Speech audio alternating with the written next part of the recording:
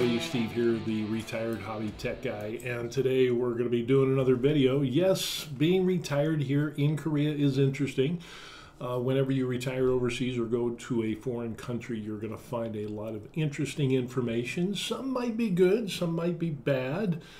Somewhere in between, things can be frustrating, things can be freeing and relaxing, stress-free. All of these things are mixed into what we call life. So regardless of whether you retire in the United States or in a foreign country, stuff's going to happen. That's what it's going to come down to. So we're going to go over a bunch of information. And it is early morning. It's 5:54 a.m. here in Korea. And what we're going to end up doing is going over some information, and it's 26 June in case anybody wants to know. But with that, if you leave some comments, we'll post those up onto the screen and we'll have a little bit of a discussion. And before we jump into that, I'm going to take one more swig of my vanilla latte that I made this morning with a dark bean roast. When you start making your own lattes, you'll find out that lighter beans and darker beans have more of a chocolatey, earthy taste.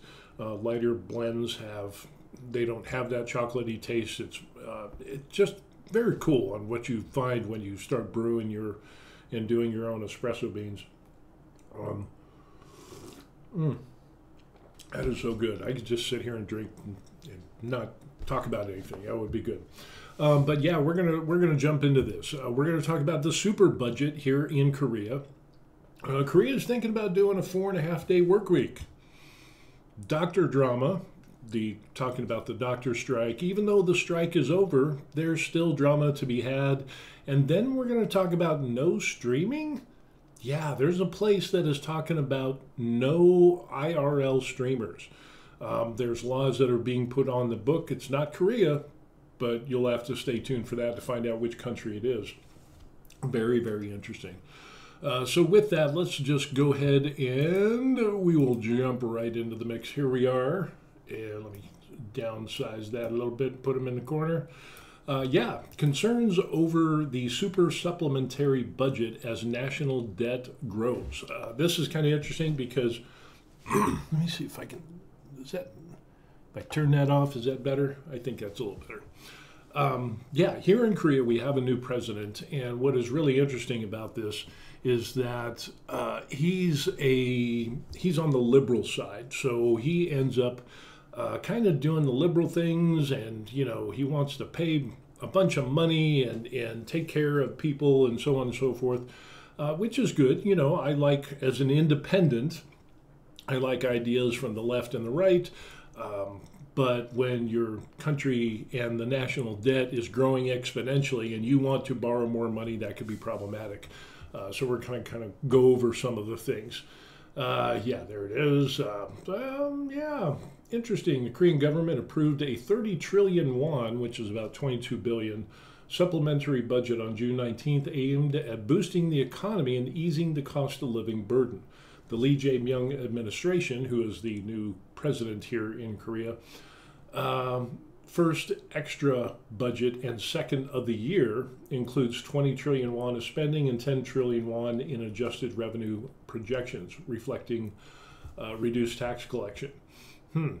When combined with the 13.8 trillion won first supplementary budget in May, the expansion is what is called a super budget.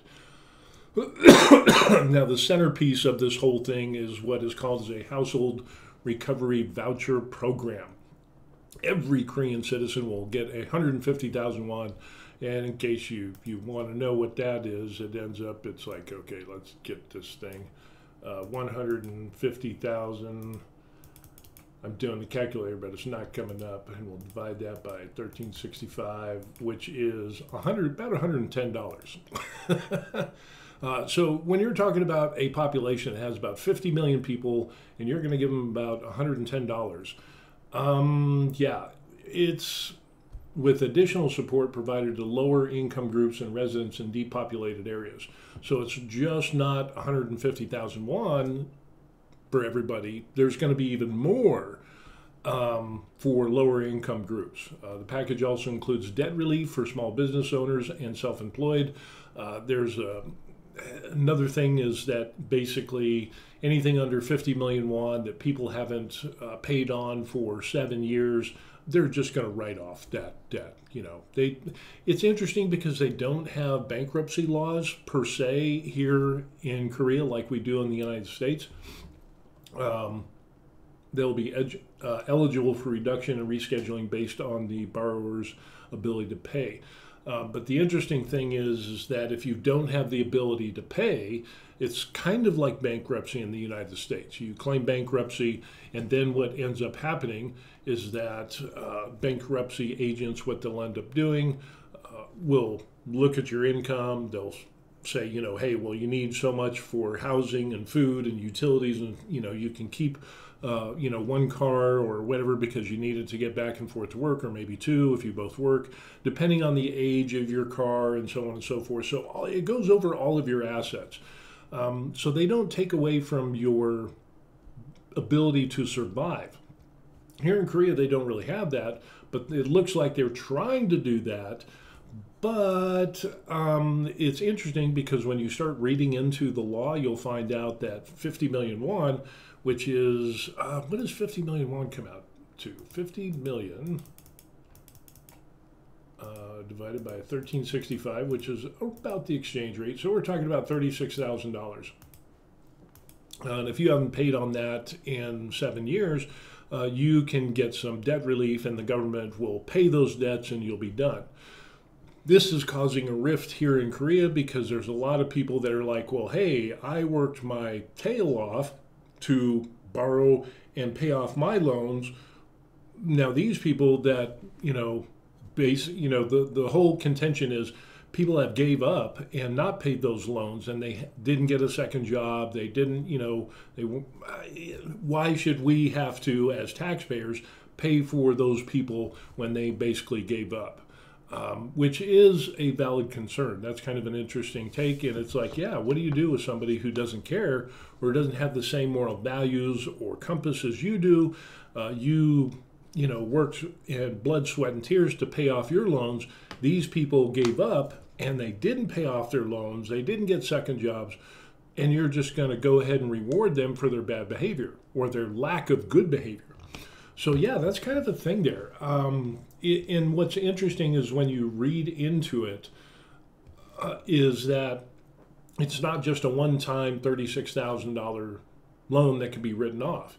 You can have multiple loans under the 50 million won mark, and those can be forgiven or rescheduled or whatever. But more concerned are the people that are saying, well, these people can have multiple loans from different sources and they can all get written off.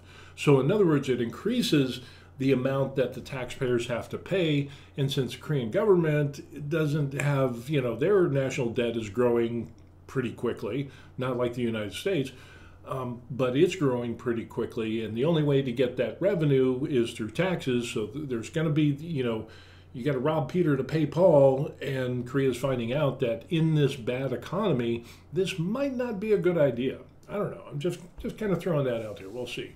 Cash handouts are often, this is the other thing, with that 150,000 won they want to give everybody. Cash handouts are less effective in public investment in stimulating the economy. And this is true in the fact that what happens is, let me see if I can get my comments. Okay. What happens is it's a temporary and it's an artificial rise in the economy. So if the government, because they don't have money, kind of like here in the United States, here in Korea, they have to borrow to create money. And then they have that money, and then, of course, to pay for that, they're going to have to tax citizens somewhere later on down the road. They're kicking that can down the road. And they're saying, oh, don't worry about it. We'll just borrow a bunch of money. It's kind of like being irresponsible with a credit card. It's like, I'm going to max out my credit card, even though I don't have the ability to pay off my card every single month, but I'm going to get a bunch of good stuff, and then, payments be damned, we'll just kick that can down the road for the next administration. That's kind of what I'm seeing here. We see it in a lot of countries, and unfortunately, Korea is one of them. So yeah, it's very, very interesting on what we end up seeing. And again, it's going to be a transient rise because if you give everybody, $110 basically in USD, oh, whoop-de-doo, you're gonna go to Starfield, you're gonna go to the mall, you're gonna buy some groceries, $100 in groceries, and then that's gonna be it. So the bolstering of the economy is going to be a little tiny blip on the screen. It's going to be insignificant, but they will massage those numbers and, oh, look at how much we grew, with my program and stuff. I don't think it's going to be as great as they think it is. And again, the real concern is how much is this going to cost the Korean people in the long run? So when you have to borrow the money to make the money, and then there's interest on that money, and because the economy is bad here in Korea, the interest rates are high. Yeah, it's like getting a high interest credit card that you cannot afford to have, and you're just going further and further into debt. But you don't care because, hey, let the next guy take care of it. Yeah, there's a lot of skepticism over this on whether this will actually be a growth catalyst, but yeah, it won't. Because unless you have a steady stream of income that comes in that is not borrowed through debt, the economy is not going to grow. So in other words, you need to have some means of production of increase, and whether you're exports or going to other countries or some type of business models or so on and so forth, that is the means of which things grow. You can't just go into debt. You can't, how's it put? You can't get loans to get wealthy.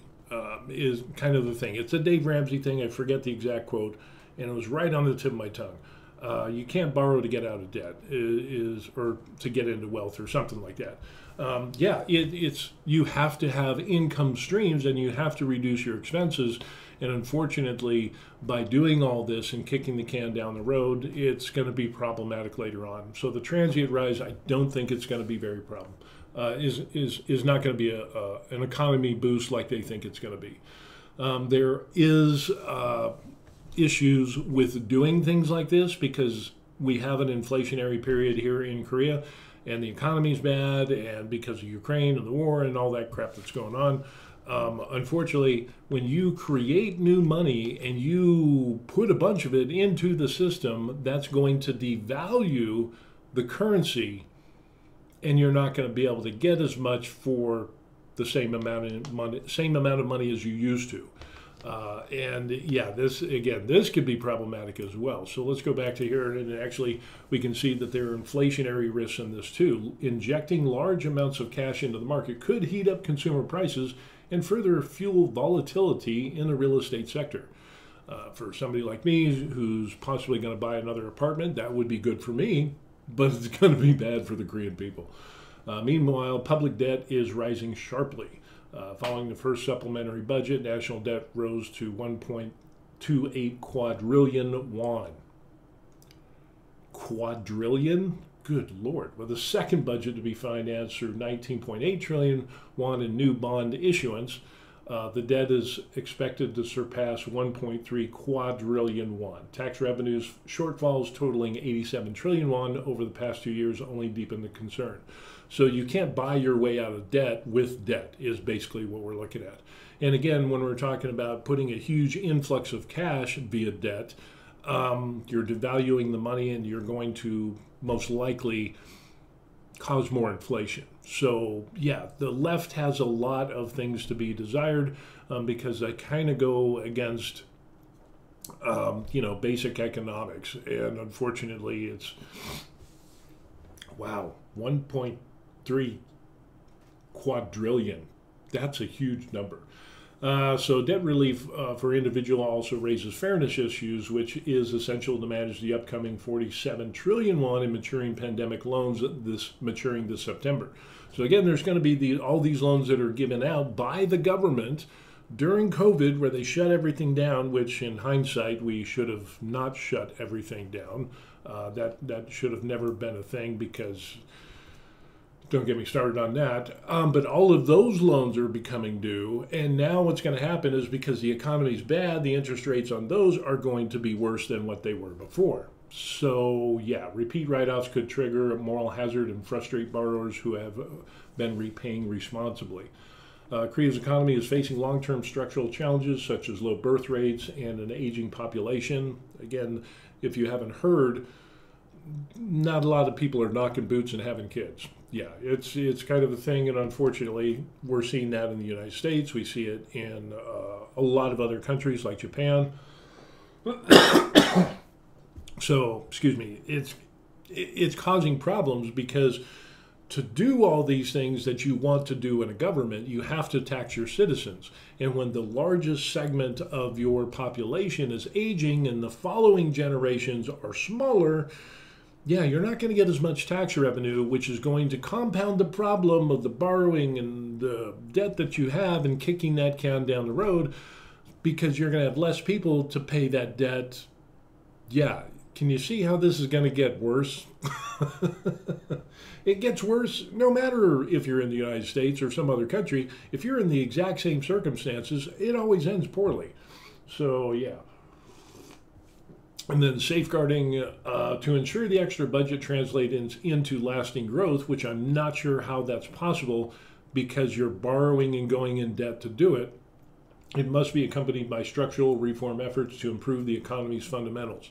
Yeah, you can't just throw a bunch of debt or money that you made through debt with high interest rates in a bad economy, inflation, devaluation of your currency, and trying to think that that's going to improve your economy. Your economy is spurred on by the selling of goods and services, getting more orders, doing more stuff, and getting paid for that. And then that actually spurs on the economy because as the business grows and makes more money, they can pay their people, their employees more.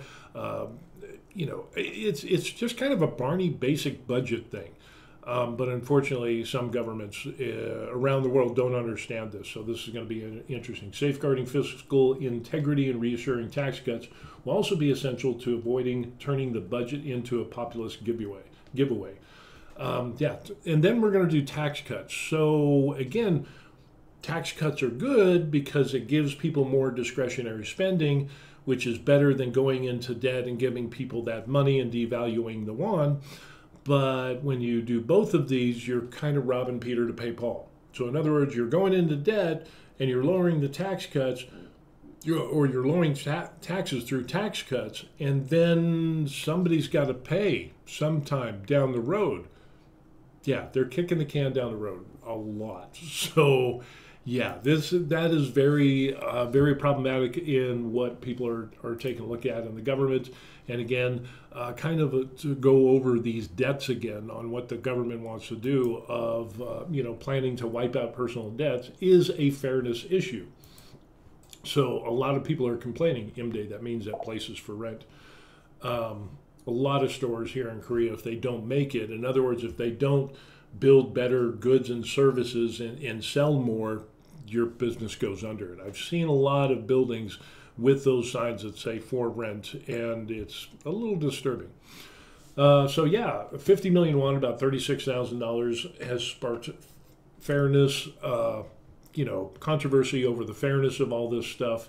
And the national debt, again, we talked about that. If a person borrowed 50 million won, is delinquent for 10 years, and a separate 20 million won savings bank loan overdue for 8 years, they would both qualify under this policy. If the borrower is determined to lack repayment capacity, the combined 70 million won could be written off. Since personal debts are scattered across more than 4,000 financial institutions, applying a borrow-based standard would require integrating all that data, which is not feasible in terms of cost or time, said a financial official. So, yeah, like we were saying, this could be kind of problematic because it's just not $36,000 that they want to write off.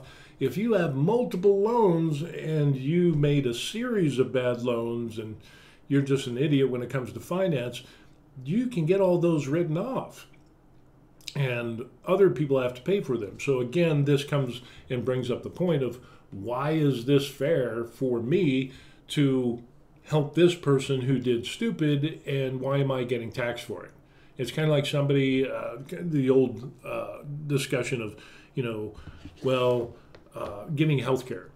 The healthcare thing through taxation, so everybody has healthcare. The problem is that if people who don't care about their health and they drink like a fish, they're alcoholics, they smoke, they don't exercise, and so on and so forth.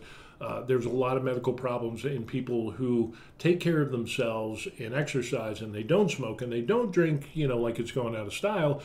Raises the question, why should I have to pay for their bad lifestyle when they're not even concerned about being healthy? They're a drain on the system. So that's another way to look at it. It's very, very interesting. Kevin Olson says, some governments, I'd say almost all governments. Yes, I concur. But I had to leave in the some there. Maybe somewhere out in the world there's a government that doesn't do that. And there might be one. I don't know. I haven't found it yet, but a little disclaimer I'll throw in there. This is kind of interesting. So when we go back to this, and it talks about, it's to help individuals recover. We choose not to examine what kind of work they did or what business they operated, a financial authority said. This means individuals who fell into debt from gambling-related businesses could also qualify as long as the loans meet the criteria. Yeah, and if you know anything about business, you know that you can move those dominoes on the board in so many different areas. It's kind of like the shell game, and get loans for this, but really it's fueling your addiction and gambling and other nefarious activities, and then you just decide not to pay on those loans. Why should other people have to pay for those? It's the fairness, talking about this. Financial authorities say not distinguishing between borrowers or industries is more effective in policy terms. Loans overdue by more than 7 years are already considered virtually unrecoverable, and clearing them could help individuals regain financial footing. This is an interesting topic because it brings to light kind of the bankruptcy thing. In the United States, when you have too many loans and you can't pay back, you can claim bankruptcy, and then you'll have bankruptcy. You'll have an adjuster or an agent, a person that will look over all your assets. They might have to sell some of your assets. Again, they're going to leave you with what is the minimum to be able to survive. So it's not like they're going to make you be homeless. But if you had like a huge home and it's a massive asset, and if it falls over the limit of being a normal home, they could actually force you to sell that home and have you downsize. Go back to renting. That has happened in the past. So that's kind of interesting.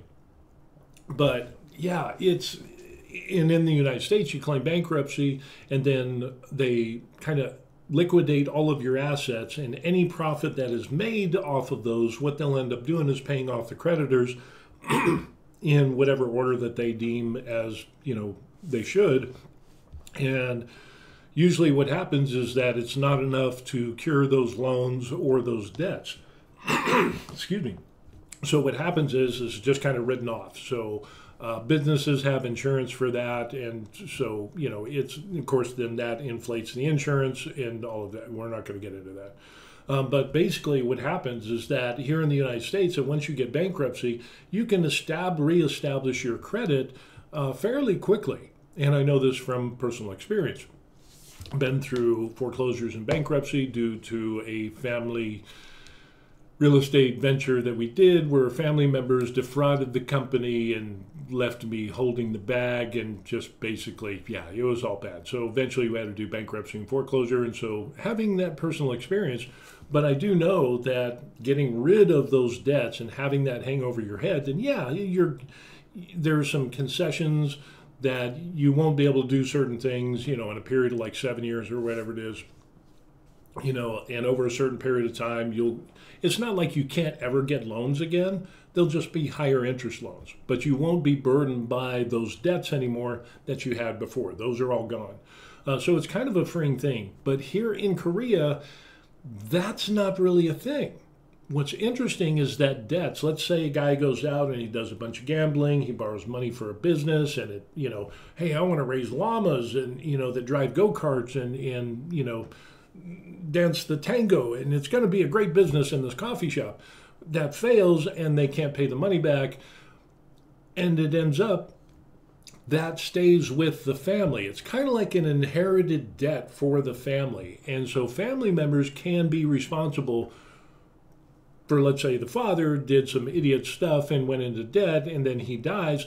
Those debts are still on the family name, which is crazy. It's actually a thing to the point of where people get married, and because their family is under this debt and the debt isn't forgiven because the guy who borrowed all the money died, but it's kind of transferred over to the family, those family members can't own any property. So when they get married, their spouse will own said property or whatever.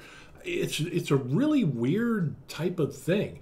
So yeah, I mean, it's like this. The children are responsible for the sins of the father. And it's just like, how is that even possible? So again, it's just weird and different on how things are here in Korea. Yeah, so this whole thing with the budget going on with Korea with the new president is becoming very problematic because, again, they're doing some tax cuts a little bit, but mostly they're going into more debt. A debt that they can't afford, which is going to cause more inflation, which is going to cause more devaluation of the Korean won, which for the Korean people as a whole is going to be bad. For people like me and my wife, who are American citizens who are retired here in Korea, if the economy is bad, that usually means that the exchange rate from dollars to won is good for us. When real estate goes down, it's bad for the Koreans, but if I'm in the market to buy an apartment, real estate prices go down, boom, there's a lot of deals that can be had. So yeah, we're seeing a lot of interesting things, and with the exchange rate being around the 1350-ish or 1360, exchange rate from US dollar to won, that's kind of a high exchange rate. And if you think back to when the IMF pulled out Korea from its financial woes back in, what was it, 97 to 98, the exchange rate was like 1450-ish or whatever. So we're pretty close. And there was a lot of other stuff that occurred. But just one indication is kind of like a high exchange rate. Does that mean that further on down the road with Korea and with all these loans and debt and the devaluation of the won, are we going to get a higher exchange rate? And will the IMF come in at that time again? We don't know. That's going to be very interesting. Of course, I'd have to do some more reading up on the IMF and the bailout in 97 and 98 here in Korea. But yeah, you just can't keep going into debt. It's great that you want to help people, but I think going into debt and borrowing the money that you can't afford to borrow is not a way to do that to bolster the economy of the country. I'm just kind of throwing that out there. It hasn't worked before. In places like the United States, you look at California, look at New York, look at Denver, look at all these other places, states that have liberal policies similar to this. Yeah, trying to, it's just rough. It's just rough. Here we go. Kevin says, agree. Generally, I like foreign currency devaluation. All cheer for the 1800 won to dollar. That would be insane. And we even saw it when we got here to Korea. The exchange rate was like 14 something or whatever, and we had, of course, a lot of US dollars. We jumped on that like white on rice. So we exchanged that, and boom, we made money on that deal. And then we kind of did the dollar cost averaging. We buy one every month, but for the most part, a steady US dollar to won, a good ratio showing that the US is doing well and Korea is doing well. The exchange rate should be probably around 1100 won to $1, which is kind of good. But now we're getting into maybe 1000 to 1100. But now we're getting into the 13 and the 1400 won per dollar. That's where it's like, okay, that's good, a little transient high and then go back to, the 11 or 1000 won per dollar. That would be good. But we're seeing way too much time in those higher exchange rates, and that's not good for the Korean people. So yeah, it's good and bad at the same time. But overall, I we have Korean family, the wife's family, and we know people, and it just kind of pains us to see that the Korean people are taking the brunt of, some of these policies and kicking the can down the road, and who's going to pay for it? The bill is going to be due, but like with most presidents, they kick the can down the road, and we'll let the other, somebody else deal with the aftermath. They just want this temporary transient rise in the economy during their term to say, look how great I was as a president. And then after the next president comes in, has to clean up the mess. So very, very problematic. This brings on another thing of saying, they want to bolster the economy, but now what they want to end up doing is the Democratic Party and the People's Power Party, which is basically the right side, so you have the left and the right, both pledge a 4.5 workday work weeks, but feasibility is doubtful. This is kind of like when I worked for the state of Colorado, and it ends up, we wanted to work 4 12-hour shifts so we could get 3 days off. That would have been nice.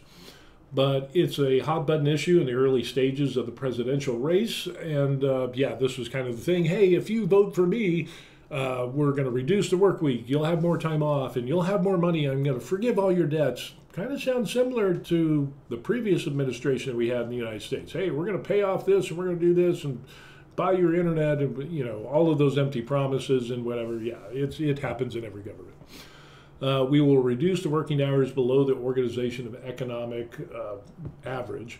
We should move toward a 4.5-day work week, eventually a 4-day work week in the long term.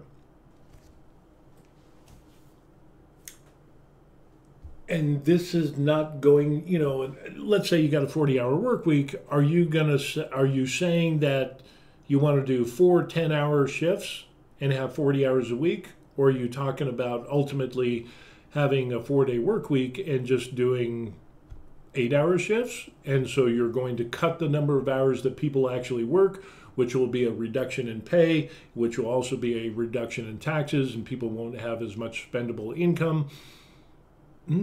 Interesting. It's in response, the People Power Movement, whatever, the right, they've proposed it. Lees criticizes his 4.5-day work week as unrealistic and populist, meaning he's trying to get the population to get behind him on this. The Conservative Party claims that 40-hour work week labor should be kept the same, so that's good. With laborers working extra hours on the other 4 days to get a half day off, working less, as sort of a flexible work week. Now, this I can actually get behind. Again, this is kind of a good idea. Like when I worked for the state of Colorado, what you end up having is, if you work 40 hours a week, does it really matter how many days you work? Let's do, 4 12s or, whatever it is, 40 hours a week, work 4 10-hour days. I would be down for that. Your days are going to be a little bit longer, but you get a 3-day weekend every week.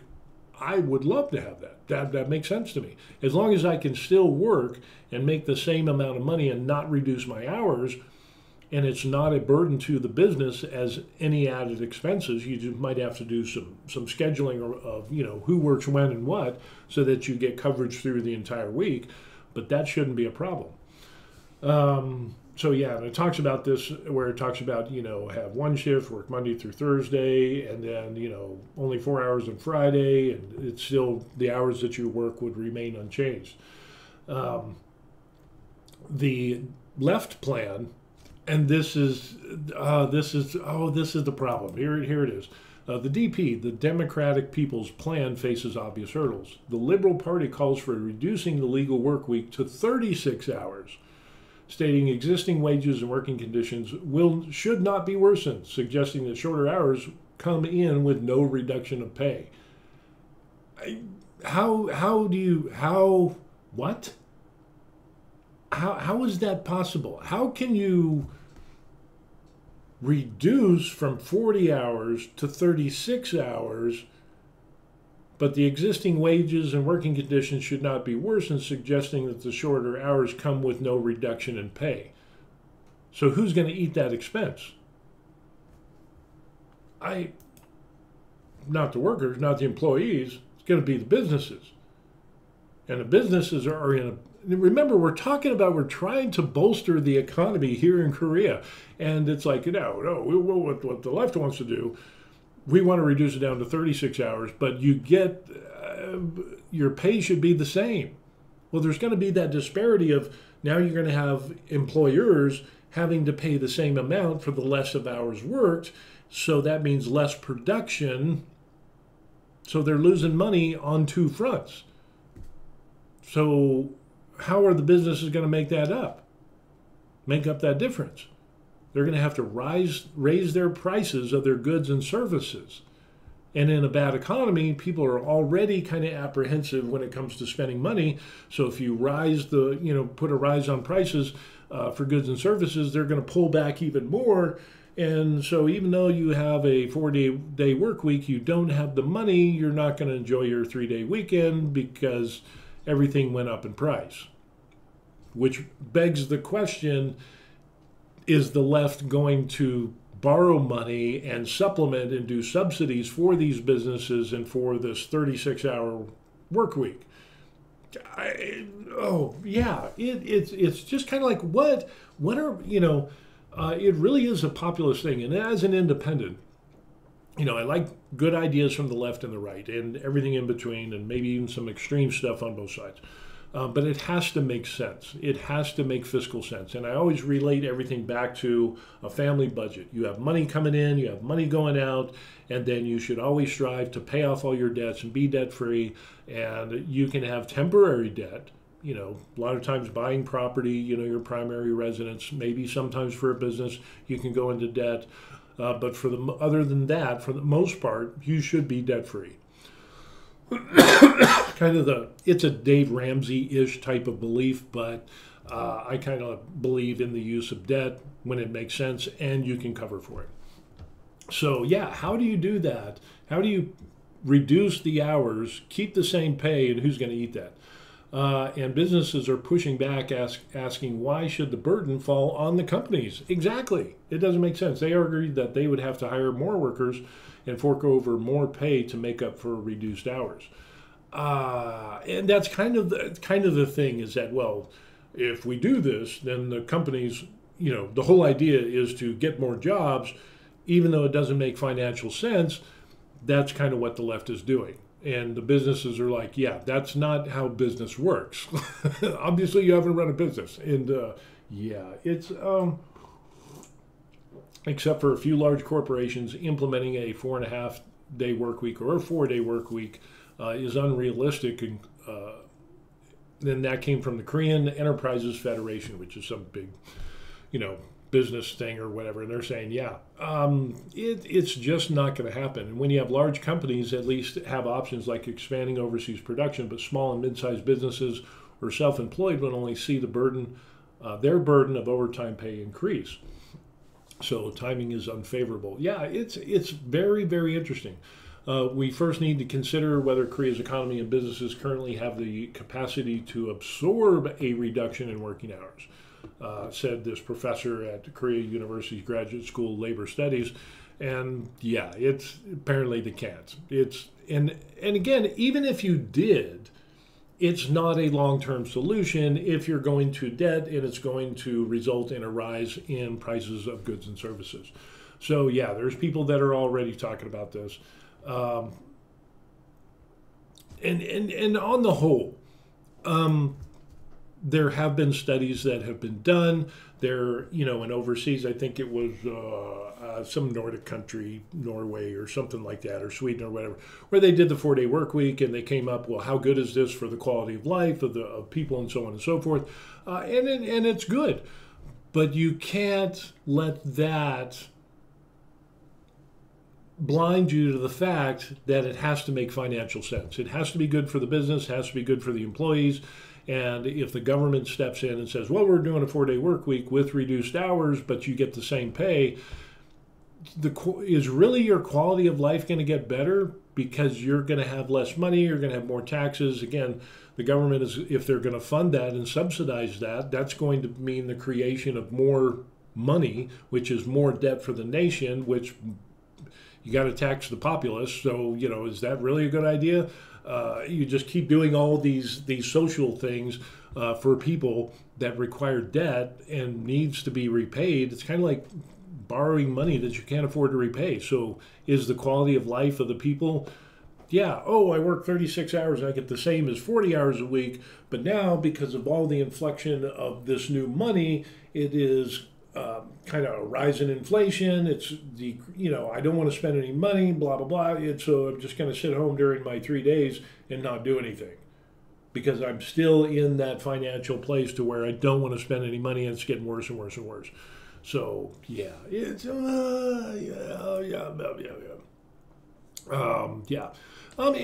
the whole thing is, it's like, well, other companies like United Arab Emirates or Dubai or whatever, their government employees have done, 4-day work weeks, and it's great.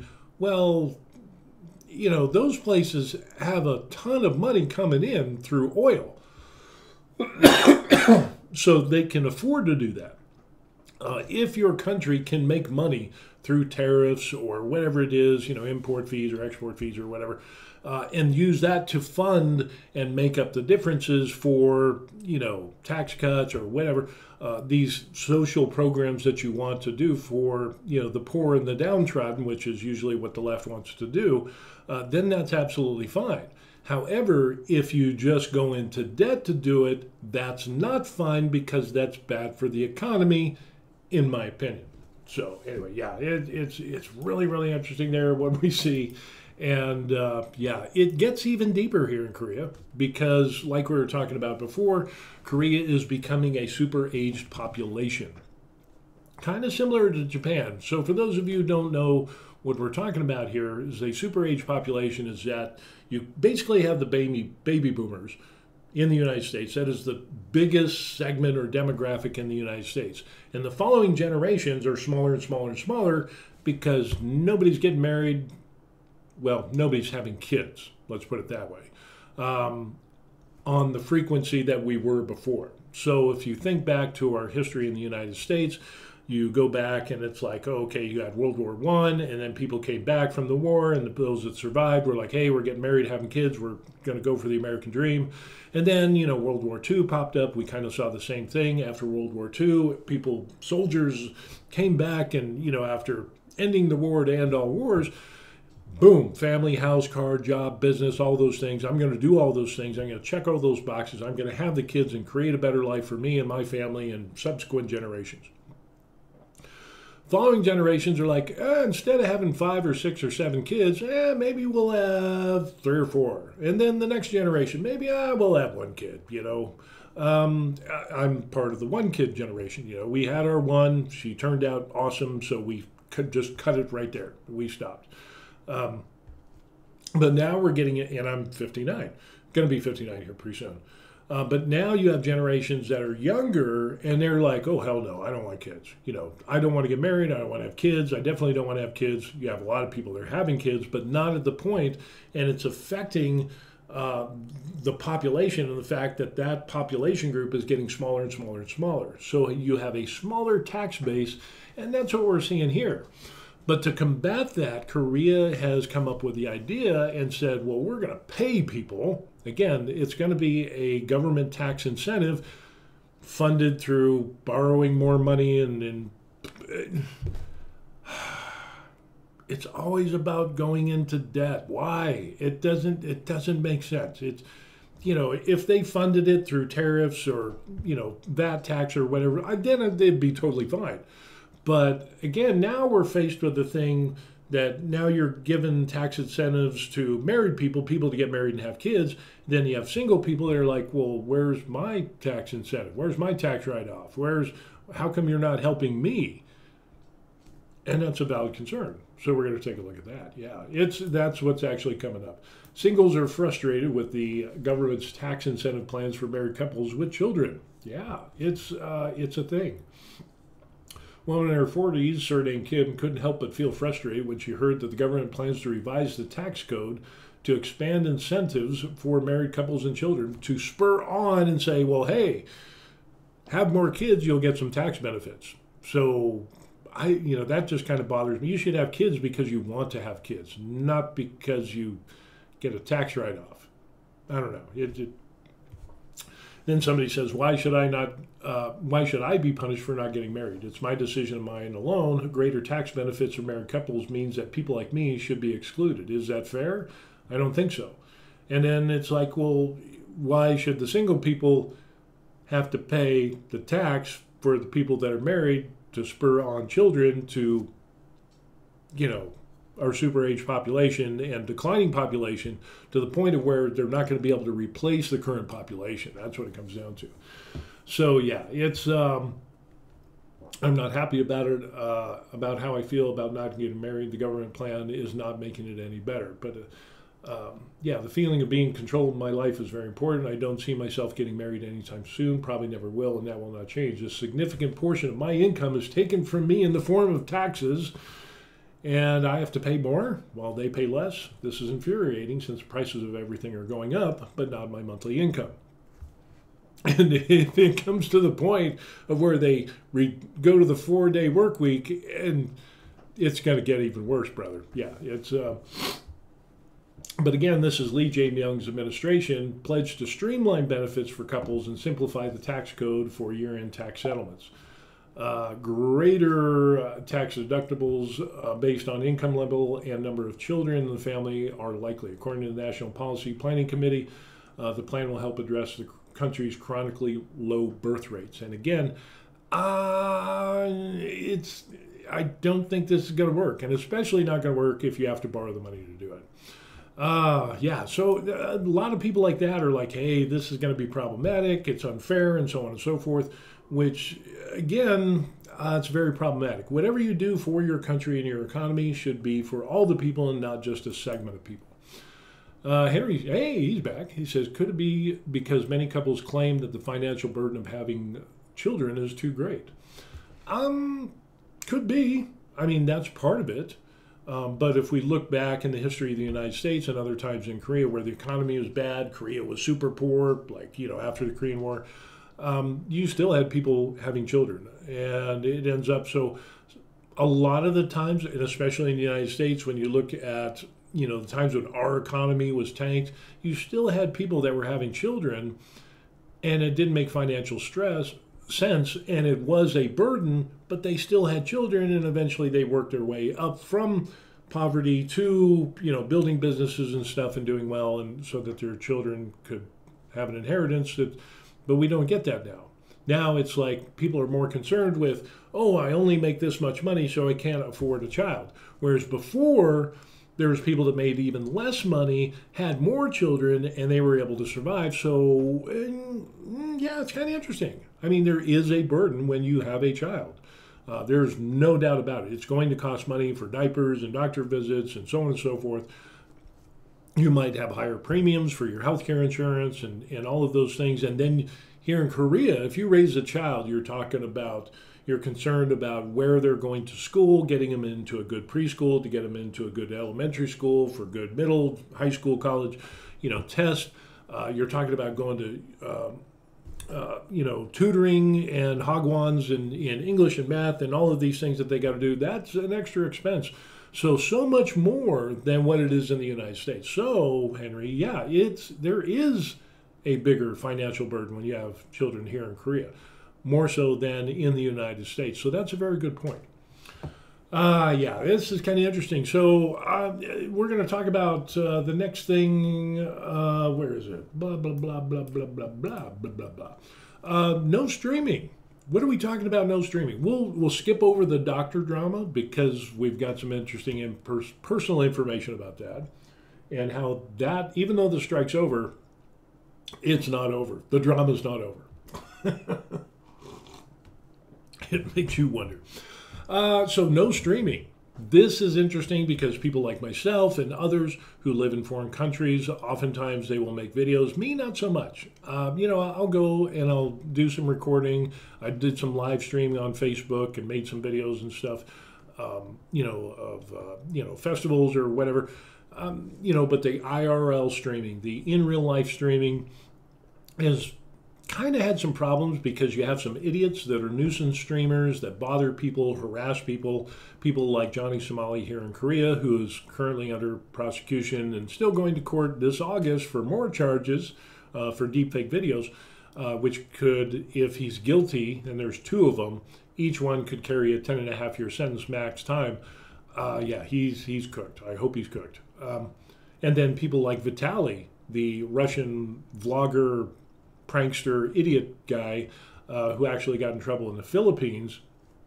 That's what we're going to talk about. Philippines has had a knee-jerk reaction because of Vitaly and his antics and his harassment, the breaking of laws, threatening people, stealing stuff.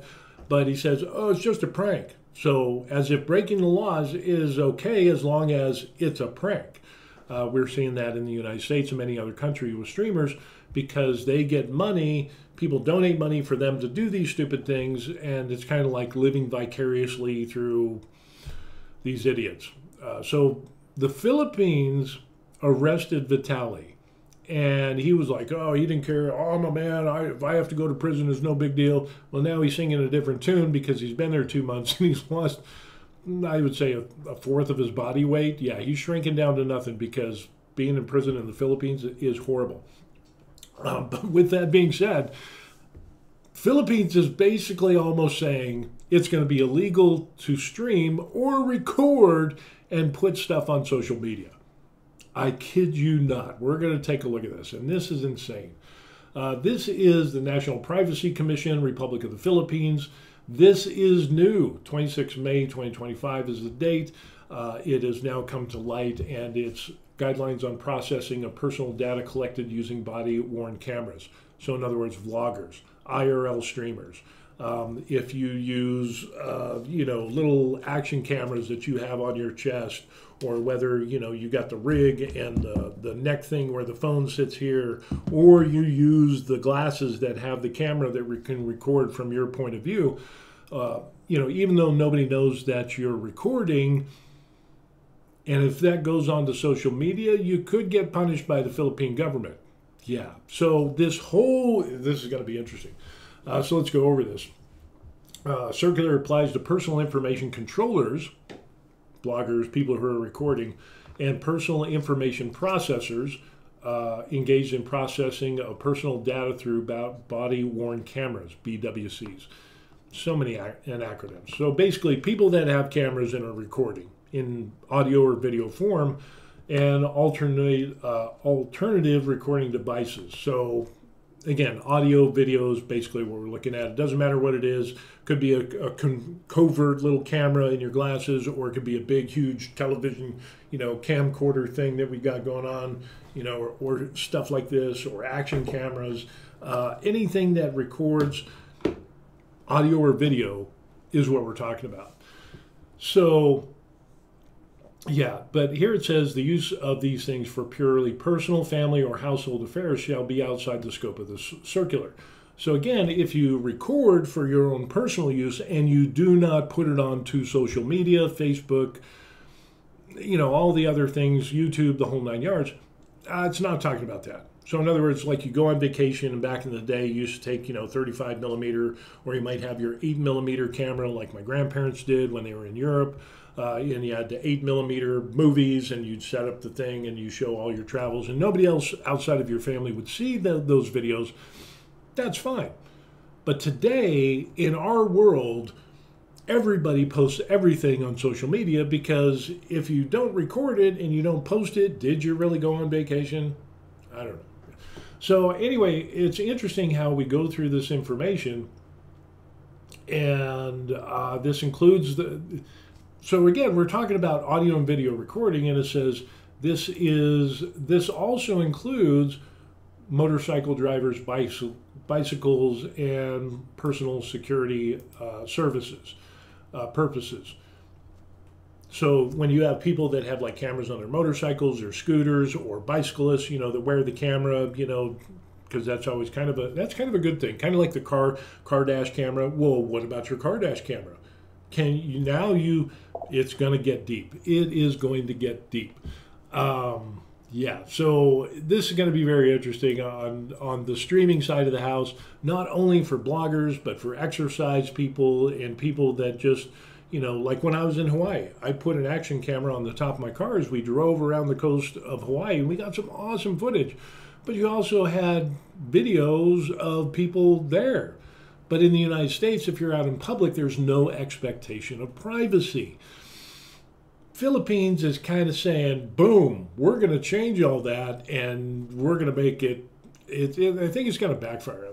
Henry brings up, and he says, that's what's called throwing the baby out with the bathwater. Their understanding is measured approach to a problem is a little different. Yeah, it is a crazy idea. Totally agree on that. So, it's going to be really interesting here. So, all of this, and this begs the question, well, what about, excuse me, like Google, they go around, they drive through neighborhoods and so on and so forth. It's interesting because Philippines is going to like basically say, if you record anybody, you have to get their permission, and you have to give them the opportunity to complain. And if they don't want their image on your videos that are posted on social media, you have to delete the video. Yeah, it's huge. So, handheld body worn, it goes through a bunch of things: body worn camera, data custodian, which is you, the person who's recording, police operations, talking about, filming police and stuff like that, which is, we're not really concerned about that. But when we get down to where it says here, blogger, someone refers to someone who makes video blogs or blogs, recording the thoughts, ideas, and opinions on a subject as they travel and post them onto the internet. Again, the whole thing is posting them on the internet. This is going to be huge. This is going to be huge. People in this situation, under Section 3, have to meet the following requirements. Let me see if we can get it here. Shall be used in a manner consistent with the aim of ensuring the protection of the fundamental rights and freedoms of all data subjects. That means all people. So if you're recording your holiday in the Philippines, and then there's people in the background, they have rights. It's not like the United States where there is no expectation of privacy in public. Philippines is now saying, privacy is indeed a right, and this is going to be. It also includes law enforcement, security guards, personal data processing shall adhere to the following. Processing the personal data from cameras may be allowed in any circumstances under so and so and so and so. Transparency, the appropriate privacy notice shall be provided using clear, concise, and plain language, considering the different contexts and environments where personal data processing could take place. The privacy notice shall be translated into Filipino or another language or dialect to allow it to be better understood by the subjects. So basically, this doesn't sound good, does it? It sounds like you're going to have to get permission from everybody that is in frame. A knee-jerk reaction. PIC shall consider presenting their privacy notice. This is going to be interesting. Place a visible signage on the person of the law enforcement officers or whatever to indicate the device is active and recording. Provide data subjects a published privacy notice, or direct them to a privacy notice placed or made available in a conspicuous or easily accessible place, website, office premises, or whatever. And in the case of like vlogging and blogging, maybe it's on your Facebook page. Maybe it's on your YouTube page. That is a thing that you have to do to comply with this circular of the Philippines. Such privacy notice shall likewise be incorporated in the guidelines of body-worn cameras and so on and so forth, which shall be readily accessible and published, and in certain limited instances, information of the processing of personal data may be given to data subjects at the next practical opportunity. This is like weird. This is like 1984. Stuff. If you haven't read the book 1984, George Orwell, whatever. Is it George Orwell? No, it's not George Orwell. I don't think it is. Anyway, the book, Big Brother's watching over you. The processing of personal data, in other words, recording people, shall be compatible with declared and specific purpose, which must not be contrary to law, morals, or public policy. Again, all this stems from Vitali being an idiot. The use of body-worn cameras may be permitted in the following, but not limited to, and it goes through some thing, enforce traffic, security, blah, blah, blah. But then it gets down here to vloggers. Vloggers who use cameras to capture image, audio, or video for uploading, posting, publishing, or otherwise sharing online may be deemed to be engaged in the processing of personal data. Yeah, so they're already saying, yeah, this can be considered. Vloggers may generally rely on section, blah, blah, blah, where sensitive personal information is captured. Bloggers need to have a lawful basis to do so. George Orwell, yes. Yeah, Kevin reminded me, yes, it was George Orwell in 1984. Thank you. I kind of lost that for a second. I was like, but then again, I'm going to be 59, so some things go over time. So in the scenario where bloggers are recording footage of themselves in action, eating, shopping, biking, walking, engaged in other activities, public or semi-public, which capture audio-visual information of bystanders, bloggers shall ensure that the personal data processing activities are done in fair and lawful manner, and affected data subjects will be able to exercise their rights. So in other words, they're going to have the right to say, I don't want to be on video, and even though I'm in public, you got to delete the video, or you could get in trouble with the Korean government or the Philippine government. Generally, there will be appropriate, in given scenarios, interviewing specific individuals. Vloggers shall ensure transparency and provide adequate information, blah, blah, blah, including the fact that the resulting footage will be uploaded, posted, published, and otherwise shared online, and how they may exercise their data privacy rights. This means anybody, if they see themselves on your video and they can complain, you could get in trouble with the Philippine government, but this has even more far-reaching consequences, because what if the Philippines gets with Facebook and YouTube and Rumble and all of these other, video and audio and image sharing services online? Does that mean that if you film in the Philippines and somebody complains and you have it on your Facebook or Rumble or your YouTube and they don't like it, can those people complain and say, hey, that's my image on this person's video? Can that be a strike against them? Wow, now we're opening up a whole can of worms. This is very interesting. Vloggers, yeah, let's get rid of that. Why is that doing that? Let's just move this over. Vloggers shall have excuse me, man, just terrible.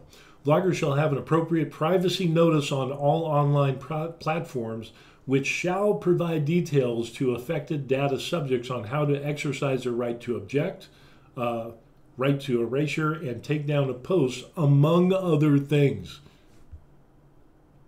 That is huge. That is huge. The days of like my grandfather with his 8mm camera over in Europe and going through London and Italy and all those places that they did, and having those home movies and having people in those shots and whatever.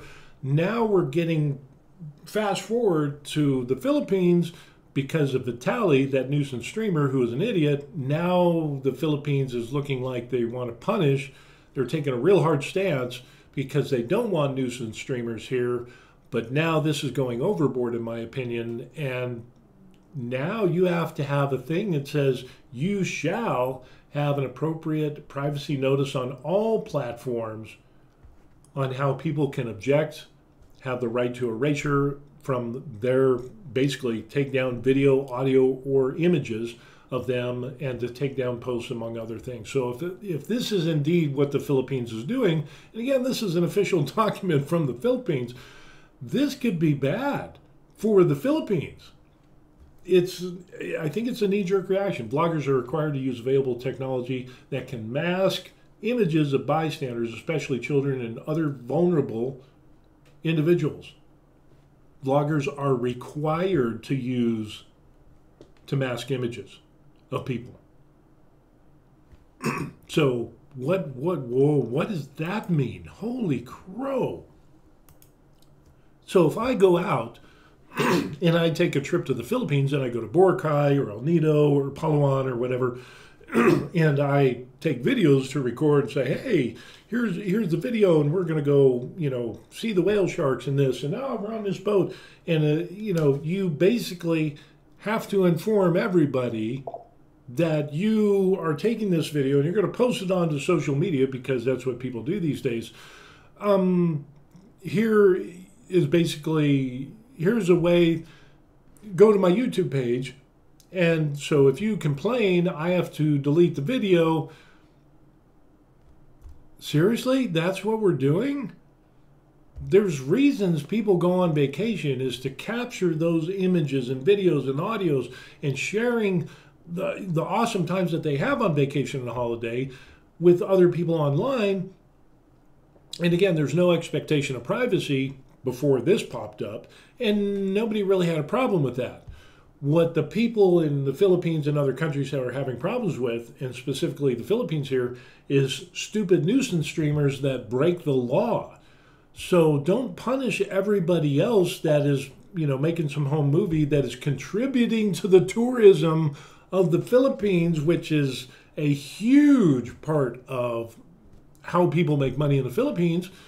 Now you're going to say, yeah, you can come and vacation in the Philippines. It's great. But don't take any video, and you're required to provide a privacy notice and a way online so people can complain, and you have to take down those videos and whatever.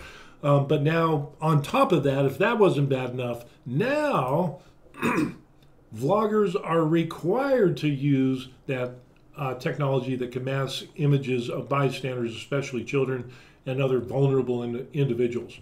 What? Bystanders. That basically means everyone. Children, that's part of the bystanders. If they're, in your shot in the frame, they're bystanders. Other vulnerable individuals. What? Old people? What is that is a huge subjective, what if somebody, I'm 6'2" and I'm 260 pounds and kind of got a little bit of muscle on me. I don't feel safe and I feel vulnerable because you took my video and I was in the background of your shot.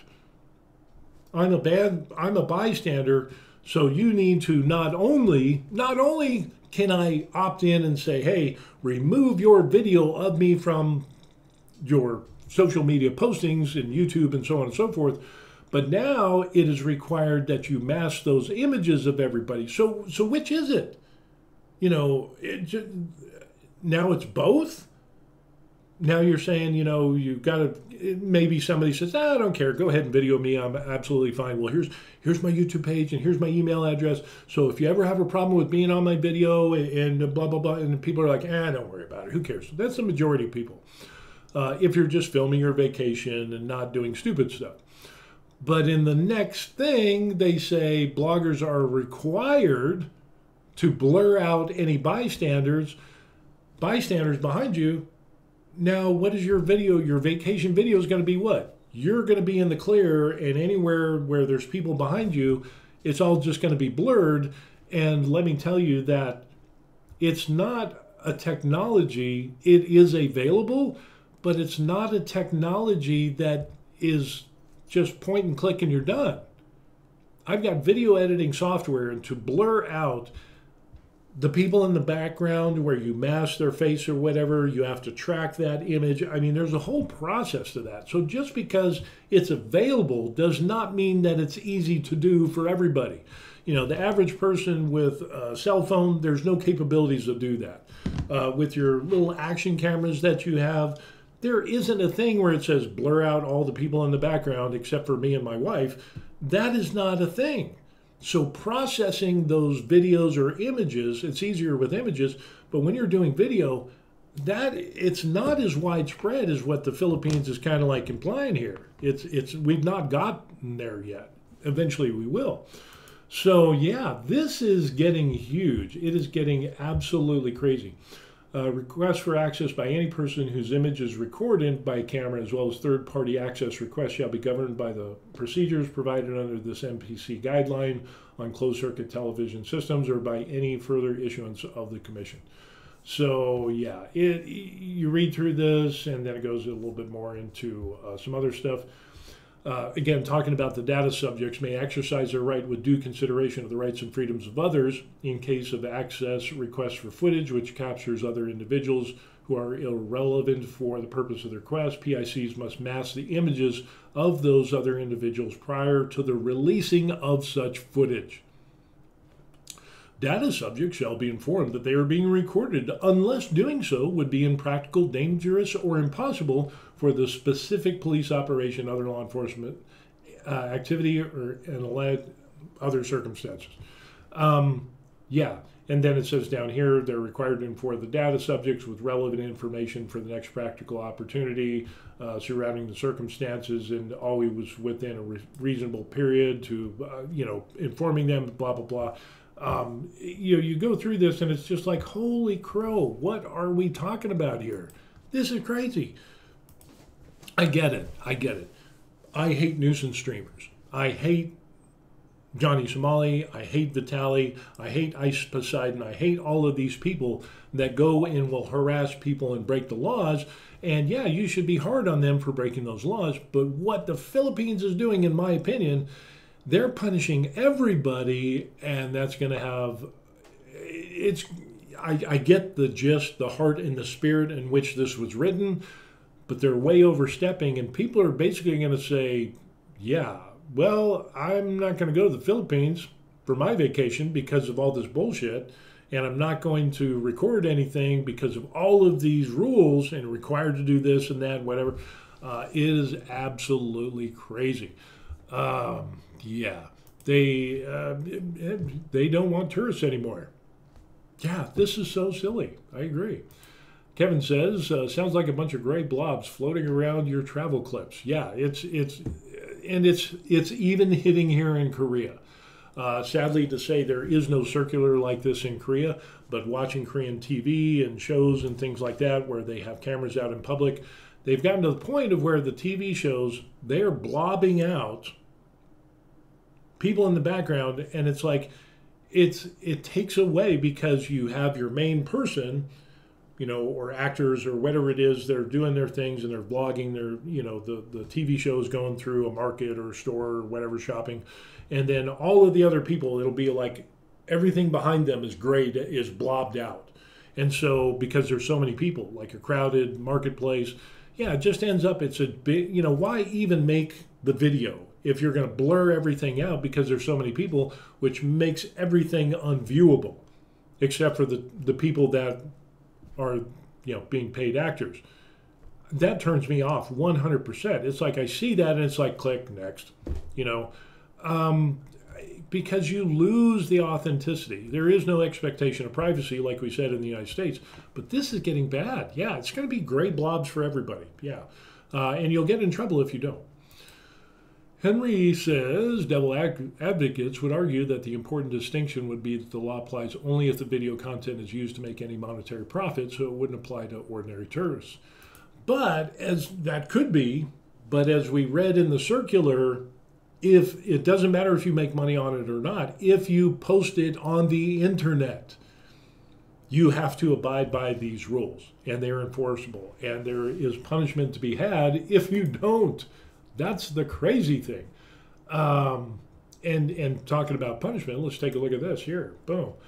Penalties. The processing of personal data in violation of the circular shall carry criminal, civil, and administrative liability pursuant to provisions of the DPA, the IR, and related blah, blah, blah, blah, blah. So criminal, you can be charged criminally in the Philippines if you don't follow these rules. If you don't blob people out, if you don't give them the link to where they can object and have the videos taken down, on any type of video that you post on social media, on the internet, is what it said. You could also be facing civil problems. You know, wow, how is, in a poor country like the Philippines, do you think some people are going to abuse that and say, well, you took my image and you didn't delete it and so now I'm going to sue you? What do you think that's going to do to you know, for the average person? It's just they just want to take the video. Hey, I'm in the Philippines. I'm in this cool beach. Oh, look at this. I'm on the water slide, and I'm on the zip line, and other people, and I'm going through markets. I'm having a good time. I'm doing whale watching, and all these other people are around me. Yeah, and I post that online. Hey, we had a great trip, and so on and so forth. The average person is not doing stupid stuff. The average person is not nuisance streamers. They're just documenting the fun that they had, and it's instead of having photo albums like our grandparents had, now we have social media, and those things could go on through perpetuity, forever. But now the Philippines wants to punish you if they've gone way overboard on this, to carry criminal, civil, and administrative liabilities. This could even mean, administrative liabilities could mean that if you are somebody who has a visa and you're living in the Philippines, your visa could get revoked, because not only is this criminal and there's civil, you know, liabilities with this. If you commit crimes in the Philippines, or basically any other country where you have a visa, if you commit crimes, that can be a stipulation where you lose your ability to have that visa and they can kick you out. Seriously, really? Philippines? I get it, you need to take a hard stand, but the hard stand should just be give Vitaly 20 years, you know, and have him rot in prison, and, you know, that will be a deterrent, and be like, hey, you know, other nuisance streamers and people that do stupid stuff and break the laws and harass the people, the good people of the Philippines, you know, threaten to kill them and rape them, whatever, stealing stuff, all under the guise of it's just a prank. No, slam him, and the other nuisance streamers will say, yeah, we're not going to do nuisance streaming in the Philippines because this dude got 20 years in a Philippine prison, and that is horrible. Yeah, we're not going to go to the Philippines. That's all you need to do. And you probably need to, you know, kind of, but if you break the law, you break the law, regardless. Even if you stream like Vitaly and like Johnny Somali and you do stupid, all you're doing is providing evidence to convict yourself of those crimes. Just enforce the crimes that you have. Yeah, maybe add more, where if talking about harassment or obstruction of business like they have here in Korea, where if you interrupt a business because you're being a nuisance streamer, they could be charged with that. Basically, it's a misdemeanor here in Korea. You know, add a couple more laws. But when you do stuff like this, good Lord, this is going to reverberate throughout the world, and tourists are not going to want to come to the Philippines, because everybody posts their pictures and their videos of their vacations on social media, on the internet, like this circular said. Wow, that is absolutely insane. This is, I never would have expected seeing this. But when I heard about this, I was like, no, this can't be true. This cannot be true. And again, it was like, yeah, this is a thing. So I looked it up, I found the circular, and I got it verified, and it is indeed a thing. This is an official document. And what the Philippines is going to do is going to be crazy. Yeah, it's kooky, wacko. What are you going to do? Tourism is going to drop, as if the Philippines can afford that. Henry says, I support criminal charges against Johnny Somali, lock him up, but not for vlogging peacefully in downtown Manila. Yeah, in vacation spots or whatever. You know, again, it should be, normal people shouldn't have a problem with being filmed in public. And again, you know, even to the point of, it just never was a problem. until these nuisance streamer came out. And Johnny Somali, yeah, I hope he gets 10, 20 years. I hope Vitaly gets 10 or 20 years, with no early parole or anything like that. I think and that will be enough of a deterrent to keep those stupid nuisance streamers out of these countries. But the Philippines is going way beyond that with the circular, and this is that is insane. That is absolutely insane on what they're going to do with that. So, wow, Philippines, I don't know what you're doing. That is just going to be crazy stuff. And again, that circular is something that, boom. Yeah, you got to be careful. Excuse me, as I look into my magical latte this morning, let me drink the elixir of latte and see if I can see into the future.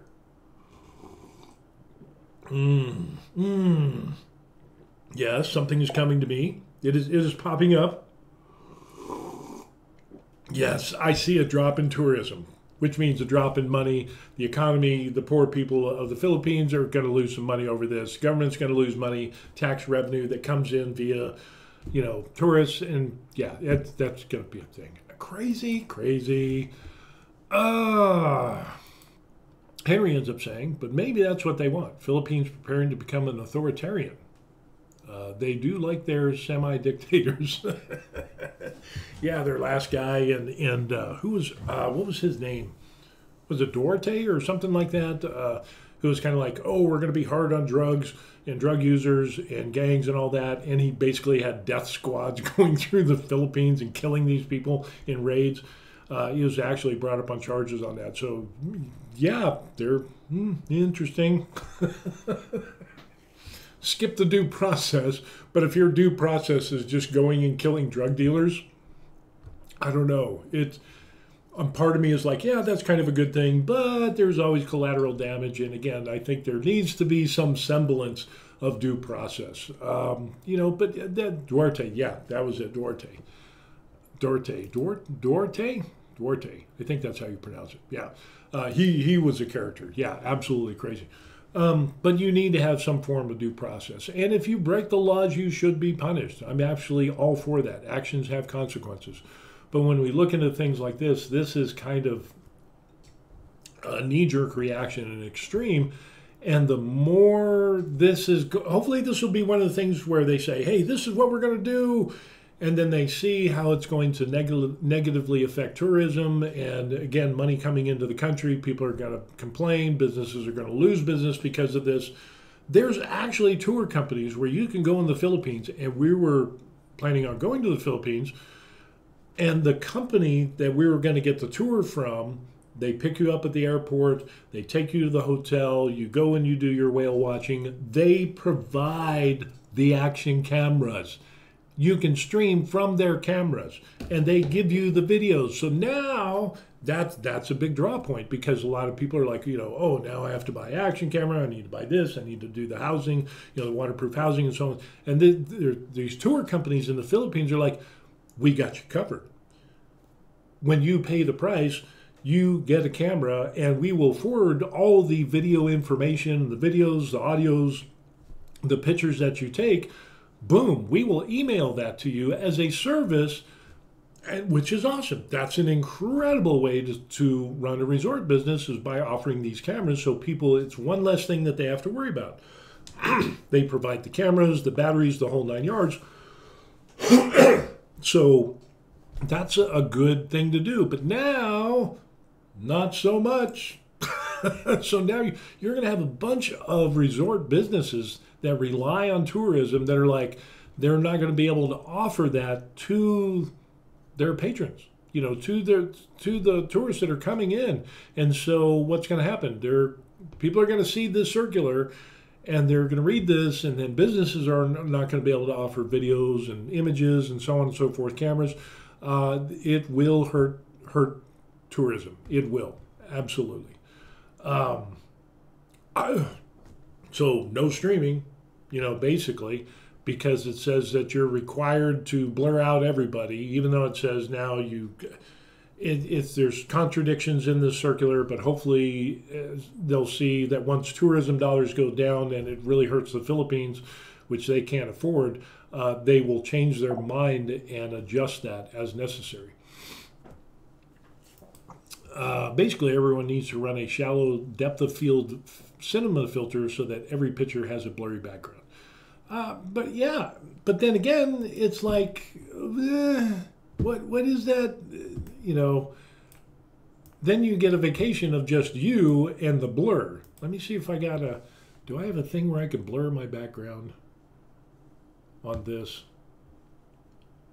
Blur effect, maybe, yeah. So I could blur everything. So basically, I would be in the clear, but everything in the background would be blurry. Is that really what you want your home movie to, your videos of your vacation to be? Hey, look at the beautiful beach. But because there's people behind you, boom, everything looks like that. Yeah, I don't know. It's like, what? I just don't get it. I get it. And that's good if you're just doing you and you don't care about the background, that depth of field thing, so everything's blurry. There is a place where, as you're walking through, I've done it a couple times, but again, I've had people complain as I'm walking through and doing some videos where people are like, hey, why did you blur the background? I want to see the Korean stores. I want to kind of see what you're seeing, and so on and so forth. So, a lot of people don't like that. And again, if this was going to be a thing, it's like, if you don't care about the background and all you're concerned about is the information as you're walking down the street, that's a different form of vlogging. But for most people that live in a foreign country, other people want to see the foreign country. So, yeah. Yeah, Henry, I totally get it. He says, I don't mean that as a serious solution. That would be crazy. It'd be, yeah, just... Yeah, I get what you're saying. Yeah, and I totally agree with you. There is sometimes where that could be used. But again, when you're talking about the average law-abiding citizen, the average tourist and their family that wants to go to Boracay or some of the cool beaches that they have in the Philippines, they just want to show, hey, look, I finally made it to a beautiful beach, and the Philippines is awesome. We really enjoyed our vacation. Now they might have second thoughts because of all the requirements for this. So, yeah. Henry says, I would like to have the Statue of Liberty in the background. Could you? Yeah, and I think this is kind of interesting because I think we're coming to a place when it comes to vlogging and nuisance streamers, and it's all because of these stupid nuisance streamers. We're going to see more countries adopting more laws that are going to restrict tourists from just recording and having a good time. And it's going to result in a loss of tourism dollars. I think the Philippines is going to find this out, and it's eventually... See, it's interesting because when a country does something stupid, and I'm just throwing it out there, this might be stupid, tourists, and especially when in these days when the economy is not so good, tourists want to get the most bang for the buck, and they don't want restrictions on their fun or their ability to show the fun that they had while they're on holiday or vacation. So when people see this, especially in the rest of the world, people are like, yeah, there's so many restrictions, you can't do that. People are going to say, I'll go to Bali. I'll go to Indonesia. I'll go to Malaysia. I'll go to Hawaii. I'll go to, the Maldives and other places where they don't have these stupid restrictions on recording. Yeah. And Philippines will, it will go by the wayside. Instead of being a top place to go visit for cheap and inexpensive, awesome beaches and swimming with whale sharks and snorkeling and diving and all those things, now people are going to be like, yeah, it's too much of a hassle, and I can't take any video, I can't take any pictures of, on vacation, my dive trips or whatever, or even living and showing, being an expat in that country. That could be a big reason why a bunch of people say, yeah, I think I'll leave the Philippines. I think I'll be an expat in Thailand or Bali or Malaysia or some other foreign country where they don't have oppressive laws like this. I get you need to be hard on nuisance streamers, punish them to the fullest extent of the law. Korea, take note, max sentence for Johnny Somali on everything. And the same thing with the Philippines with Vitali, but don't punish everybody else. And I think this is going to be really detrimental. Yeah, crazy. Kevin says the tourism lobby will likely work to gut this bill based on the issues you have discussed. The Philippines needs foreign currency. Yes, absolutely. A huge, their economy is so dependent on tourism, it's not even funny. So this could be, this could just cut the hamstring out from tourism, and the lobby better jump into this. But again, I'm surprised that this was allowed to be published. But again, if expats and tourists see that this is so oppressive and there's so many steps and so complicated, and you can have civil, criminal liabilities just for taking a photo or video of your vacation, the average tourist is going to say, yeah, I'm not going to do that. There's countries where they make it illegal for you to fly your drone, and it's so oppressive, and it's so that there's people that won't go to those countries because they can't take their drone and get some cool pictures. So people are like, cross that country off the list, and they lose those tourism dollars. Yeah, absolutely insane on what we're seeing for no streaming. Philippines, no streaming. That is absolutely crazy. Now we're going to go back because we skipped the doctor drama. This is going to be an interesting one. I don't have any documentation on this. This is all personal experience from some very close people that we know, talking about Korea and the doctor drama. For those of you who are going to catch you up on this, I'm going to drink some of the magic latte elixir. Me. Okay, here's the deal. A year and a half ago, the Korean government said we need more doctors because we have a super aging population and we don't have enough doctors. For the last 27 years, the Korean Medical Association, i.e. the doctors' union, has rejected any and all calls for an increase in the number of doctors that they have for 27 years. I kid you not. Every time the Korean government says, hey, add on, we need to have 500 more doctors or whatever, 1,000 more doctors because our population is growing, we're getting more old people, the Korean Doctors Union has said no. And they've gone on strike, and unfortunately during those strikes, it has affected the Korean people, the everyday working Korean people and people like expats like myself. They've always won. The government has always said, you know what, we're not going to deal with this, and the union has always won. In the latest round of this, the Korean government said, hey, we've had enough of this. We haven't had an increase in doctors in 27 years. We want to add 3,000 more. There's a bunch of teaching. There's like 100 teaching hospitals. They got a number, they're like 24 medical, 24 medical schools, if I'm not mistaken. So it's not like it's a crazy amount. You increase the number of medical school slots in schools and increase the number of doctors.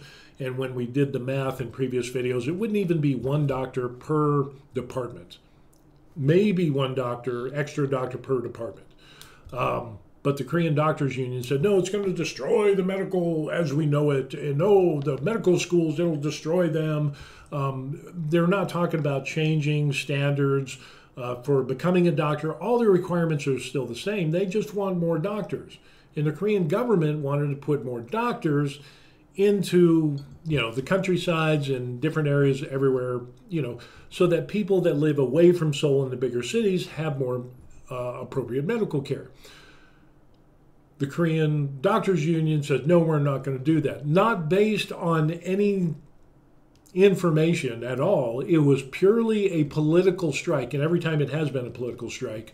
And so these resident doctors went on strike for 1.5 years.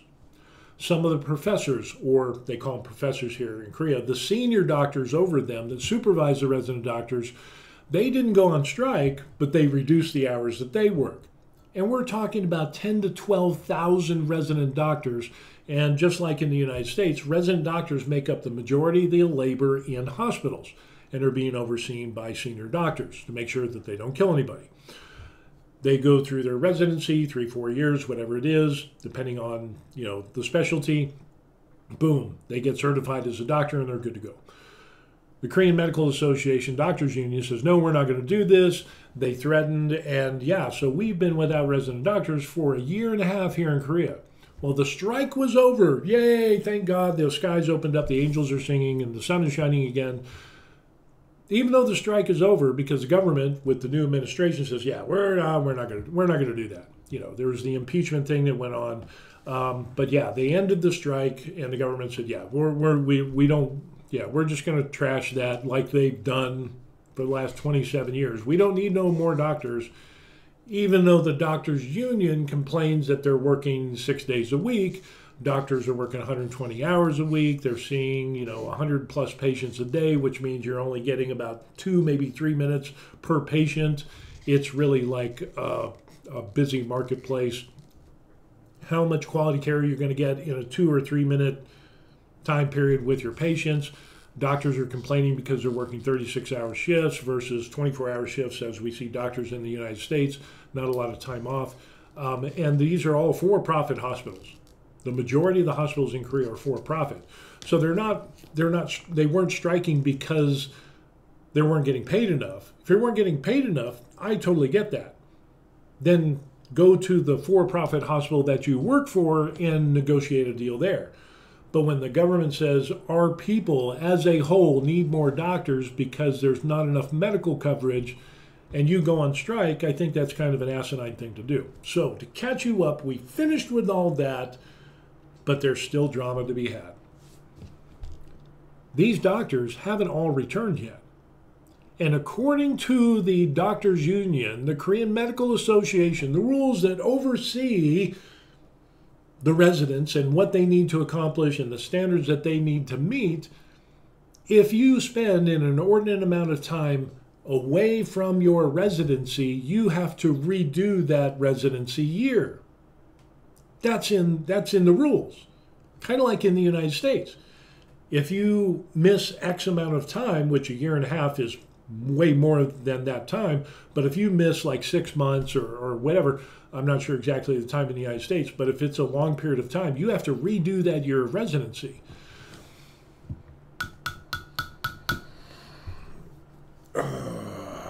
Wait till you hear this. So, Korean government drops it, says, strike is over. The doctors union says, okay, well, just let the resident doctors back in and we'll just pick up where we left off. And the Korean government, even though it's a left-leaning government now, the government says, oh no, you can't do that. Your own rules say that if you miss a bunch of time, which they have, a year and a half, the residents need to go back and redo that year. Well, now the Korean Medical Association is like, oh, woe is us. How can you do this to us? And it's like, no, you did it to yourself. Yeah, this is huge. Wife has got some information on the Korean front as far as like Korean news, and then she talked to people who went to some Korean hospitals recently where this was explained. And then there was even some news where the leader of the Korean Medical Association has stepped down and quit and basically admitted, yeah, we shouldn't have done this. This was kind of stupid. I'm leaving. So now, like I said in my previous videos, when all of this started, these resident doctors that left for a year and a half, they didn't think there was going to be any blowback. They didn't think that, oh, well, the rules don't apply to us anymore because we're doctors. We have such high standing, and we can do whatever we want. And the doctors union says, we don't have to worry about it. We'll just, blah, blah, blah. Well, apparently now you do have to worry about it. Because regardless of whether it's a right-wing government, right-wing political leader that's in charge of the government, or now a left-wing leader, they're both of them are like, yeah, this isn't going to work out. And now the Korean Doctors Association, the KMA, their leader has stepped down. He's apologized. Yeah, I shouldn't have done it. Yeah, I'm sorry. The problem is people died because you authorized and ordered this strike. And now they didn't look far enough down the road or even look at their own rules to see that, yeah, now these resident doctors that have been gone for a year and a half have to redo that year. So there's going to be a shortage of certified doctors down the road. But remember, wait, there's more. Remember, the KMA strike also included medical school students that said, oh, okay, we're not going to go to school and we're going to stand in solidarity with the strike against this, who needs more doctors? We're overworked as it is, but who needs more doctors? We're going to go on strike as well. Well, guess what? Now, the medical school, those people have got to go back and redo that year and a half, which is going to put a lurch. There's going to be a void of doctors that come into the market to replace the doctors that leave. And so now you're going to end up with less doctors, not only on the resident side of the front because they have to redo their residency year and now they're complaining and some of them don't want to come back. We don't know how many, but a lot of them are really pissed off. Now the medical school students are coming back and they're pissed off because now they have to redo their year and there's that void which is going to affect the medical care of Koreans that needed more doctors in the first place. Yeah, it's Henry says in Reddit, this news would be under the category leopards ate my face.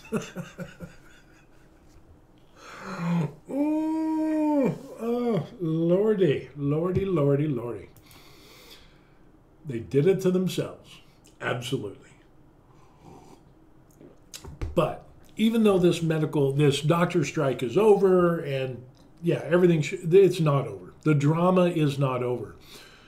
As I said in previous videos, big hospitals like Samsung Medical Center, Severance, St. Mary's, and all the big five giant hospitals, a lot of those are teaching hospitals, and they have pushed appointments back 6-8 months or more. Huge. There's places where emergency rooms are not opened 24/7. There are days where emergency rooms are not allowed to be open because they don't have doctors. And this is where the personal information comes in. We have some people that told us that they had some medical problems. They needed to go see a doctor, and the doctor, they did a test, and the test ended up that they needed a biopsy. And it's like, oh, because of a tumor of sorts, you don't know what it is, whether it's a benign or cancerous or whatever, but it's a bad tumor. And, oh yeah, by the way, we're going to get the biopsy, but that's going to be 3 months down the road. Why the hell is it going to take 3 months to get a biopsy? At one of the bigger hospitals in Seoul, excuse me, but it just makes me want to throw up a little bit. Why is it going to take 3 months to get a biopsy? So this individual asked that question, and the big hospital in Seoul says, well, because we don't have a doctor who does biopsies. And we're not scheduled to get a doctor to get biopsies. So you need to find another hospital. We're talking one of the top 5 hospitals in Seoul. Top 5, one of the top 5, does not have a doctor, does not have the ability to do biopsies. You have to go find another hospital to get a biopsy for something that might be cancer. And oh, by the way, we can kind of farm it out and we can get you, but the appointment's going to be 3 months away. So in that 3 months, if it's cancer, don't worry about it. 3 months, it's not a big deal. We'll just get the biopsy then. That's getting the biopsy, and then they need to read the biopsy, and then they need to have an appointment with the other. So you're pushing everything back a number of months. And if somebody has cancer, if it does turn out to be cancer and it gets worse and worse and worse and it metastasizes, do you think that's going to be detrimental? The drama isn't over because the strike is over. This is going to have far-reaching effects, like I ended up saying. And now this individual is calling multiple hospitals in Korea and finding similar type of circumstances of saying, well, yeah, the big hospitals, they don't have doctors to do these types of things or other things, so you need to go to another hospital. The other hospitals are low on staff, so they can't do it. So now you're getting a backlog, a huge giant backlog of thousands and thousands of people, which is pushing appointments back even further. Again, this is from personal experience. There's people that are not getting chemo treatments, even though the doctor strike is over. They go to hospital, to hospital, to hospital, and they can't get their treatments because of the doctor strike. That's bleak. These doctors are irresponsible. People died and keep dying because of this. It is absolutely true. I've talked about where there have been reports and articles I've shared where somebody had a heart attack. They go to a hospital. They say, "Hey, we can't admit you. We can't take you." So they went to a second hospital. They went to a third hospital. They went to 4, 5, 6, 7 different hospitals, and they ended up dying because they couldn't get treatment because of the strike. You had people that weren't getting surgeries, life-saving surgeries. And then you had people that weren't, and we're not talking about cosmetic surgery. We're not talking about, getting a breast reduction or, getting your boobs done or BBL. We're not talking about that. We're talking about surgeries for a better quality of life. Surgeries to correct things that affect your sight, your ability to walk, talk, the whole 9 yards, cancer, people are dying and people aren't getting treatment, and people's quality of life that should have been corrected by surgeries or treatments are not getting those things. And again, this is all the fallout of the stupidity of the KMA and the strike that they did. So when the leader of the KMA steps down and then apologizes, it's kind of like, I'm sorry, we shouldn't have done that. And then steps off into retirement to enjoy all the money that he's gotten. And it was all political. It was all political of this whole doctor strike thing. It was just absolutely political. And it has been for the last 27 years. For some reason, the KMA has thought themselves to be the end-all, be-all. We're greater than you. And one of the reasons that the KMA said that they didn't want any increase in doctors, and this is a quote, albeit it's a little translated differently. They said the prestige, there's only so much prestige, and they actually said it will lessen the prestige if we have more doctors. And that's another reason why they didn't want to have any more doctors. And nobody asked the KMA, well, you're being overworked, you're working 36-hour shifts, you're seeing over 100, 120 patients a day, and doctors are just, it's to the breaking point. How are you going to alleviate this burden of overwork without having more doctors? KMA offered zero, nothing, no suggestions whatsoever. I'm all for, strikes, and if you're not getting paid enough and so on and so forth, but being a doctor, it's a little bit of a different situation because you have that crazy little thing. I know it's insignificant, the Hippocratic Oath of where do no harm, your priority is to the patient. But when these doctors stepped out and went on strike, and medical school students went on strike, and the senior doctors, the supervisor doctors, they didn't go on strike, but they reduced the number of days that they worked, is doing harm to the populace. And again, that is totally against the Hippocratic Oath. I've never seen anything like this in any other country or the United States or anything. It's absolutely crazy. Henry pops up and says the doctors want the status quo. Now that the government blinked and showed weakness, the doctors basically have a veto on anything that will be proposed to improve the situation. Yeah. Every single time the government is folded, nobody has put the KMA under check. And the last president, he tried to. I was kind of excited when he says, hey, we're not going to put up with this, but it was all just a bluff. It was just a replay of what every other administration has done in the last 27 years when it comes to the doctor strikes. And the KMA saying we don't need more doctors, even though every single statistic and report says that we do need more doctors here in Korea. Now it's getting exponentially worse, even though the strike is over. So the drama isn't finished. If medical school students have to redo the year and a half that they do, that's going to put a void for the next year and a half, 2 years. And then the resident doctors, if they come back now, they have to redo their year and a half to 2 years, probably 2 years. So that's going to put, basically you're looking at 2 more years before it can return to pre-strike levels of care, which is still not the level of care that we should have. There was an article, I can't find it now, but it wasn't really an article. It was a rating of medical, I guess, how would you put it?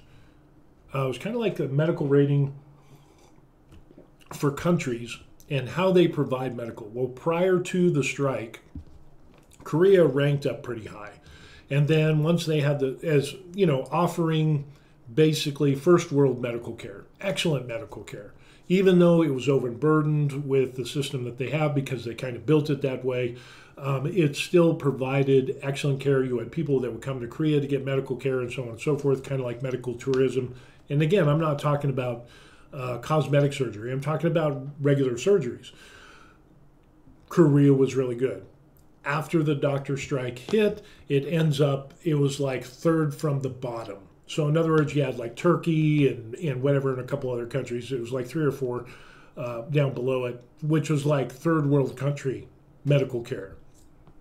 So we went from being first world medical care to third world medical care because of the strike. So Henry says, on the upside, greedy lawyers are giddy for not being the most hated profession group in the world.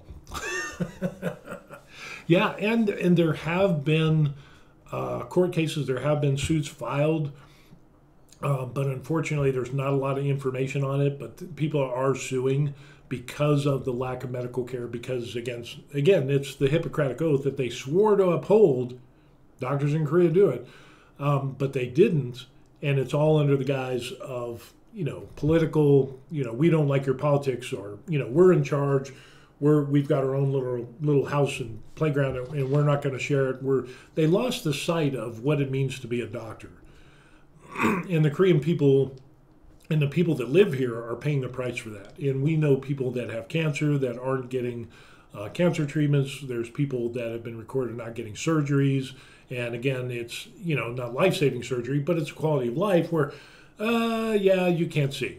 You can't get the surgery you want for your eyes because of cataracts or whatever it is. That's been pushed back 6 to 8 months. So, by the way, your cataracts got worse. Oh, your detached retinas, it's far too gone. You lost your sight. Thank you, Korean Medical Association and the Doctors Union, for allowing your people to go blind, have heart attacks and die, and not get the treatments that they need, so more people will die. Yeah. It is outrageous. So that's what we got going on. With that, we're going to close on a happier note, and we're going to talk about when is the best time to drink coffee.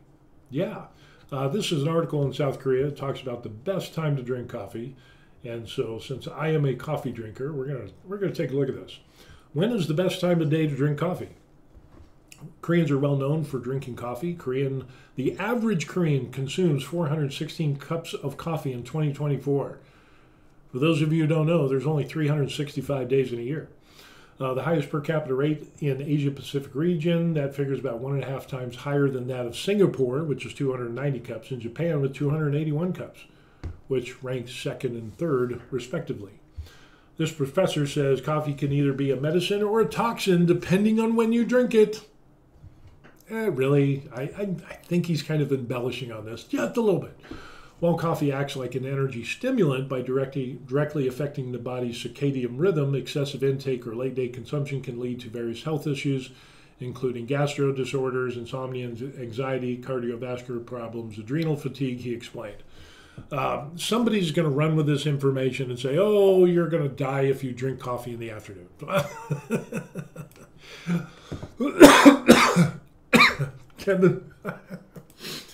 Kevin ends up saying, according to wifey, it's when I'm thirsty. Yeah, I'm kind of in that route there. I'm a big coffee drinker, but I've scaled back. And like I said, I always have my morning latte. Maybe I'll have a second cup sometime during the day. But I'm one of those people who's in the military. I could drink a half a pot of coffee, go to bed, and fall asleep in 30 seconds. So I don't know. But it can cause some problems. But for the majority of people, probably doesn't. But somebody will run with that. According to Lee, the optimal time to consume coffee is between 9 a.m. and 11. So my 5 a.m., 5:30-ish latte is apparently not a good time because it can enhance concentration and promote better blood circulation. I don't know. When I get up, I want my blood to start circulating and get prime the pump so I can do my day. He warned against drinking coffee between 5 a.m. and 7. That's me, as the body is not yet fully awakened after sleep. Drinking coffee on an empty stomach during this time can force the body to use depleted energy reserves, potentially leading to fatigue and tension. That's why I have a thing called breakfast. I don't know. Between 7 and 9, digestive functions become active after breakfast. A small amount of coffee after a meal may be fine, but those with sensitive stomachs should be cautious. Actually, my wife has a sensitive stomach, and so, yeah, she can't drink coffee a lot, and if she does, she has to do it on a full stomach. So I don't know. Maybe it's a Korean thing. From 11 to 1, blood circulation and they're at their peak, they're doing everything, so it's fine to enjoy coffee based on personal preference. Since the body's already had sufficient energy, excessive caffeine intake at this time can overstimulate the system. From 1 to 3, the body begins to shift into a relaxed state. That's usually kind of around where I take my naps, around 2 p.m. And a small amount of coffee may help to prevent drowsiness. Me, I'm one of those people. I drink coffee. I can drink a double shot latte and I can lay down and go to sleep. However, 3 to 5 p.m., the energy levels decline. I don't know. Maybe they think people don't eat food. I don't know. Given caffeine's half-life of about 6 hours, drinking coffee during this window can interfere with sleep later on in that night. For a lot of people, this can be the thing. For me, I don't have a problem falling asleep. But it can affect whether you have a good deep sleep or not. Consuming after 5 p.m. Can overstimulate the sympathetic nervous system, disrupt sleep, so on and so forth, reduce concentration. It's best to avoid coffee after this time. So yeah, he emphasized we should stop viewing coffee as a casual beverage and recognize it as something that affects our body's energy flow.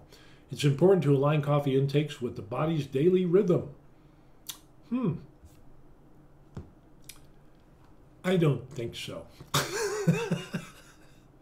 I think I'll stick with my morning coffee. My morning latte at 5 a.m., 5:30.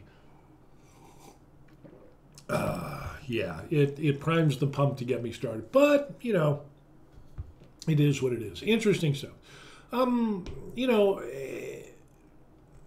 It is. I don't know. When do you drink coffee? Are you concerned about this and what you've heard? Or is it like, it doesn't bother me. Some people can claim they can drink coffee even before bed and sleep like a baby. That's me. I eat cereal before bed and I'm up all night. Another question Henry says is, do you get headache if you don't drink coffee? Any withdrawal symptoms? Actually, no. There's a number of days where if I don't drink coffee, for whatever reason, and I don't get side effects of that. I don't get headaches. I'm not like, withdrawals. I'm like, I need coffee. No, I'm not one of those people. But then again, when I was in the military, I could drink 2 or 3 pots a day, smoke 2 or 3 packs of cigarettes, and yeah, it was that. So maybe I just scarred myself to the point of where, having a cup. Having a double shot latte in the morning, and if I don't have that for the next few days, my body's like, no big deal. Maybe I just burned too many bridges and my brain is fried when it comes to coffee, so going off it isn't a big deal. That doctor is parroting Pericles. What is there that is not poison? All things are poison, and nothing. Get back up there. All things are poison, and nothing is without poison. The dosage makes it either poison or a remedy. That is actually true.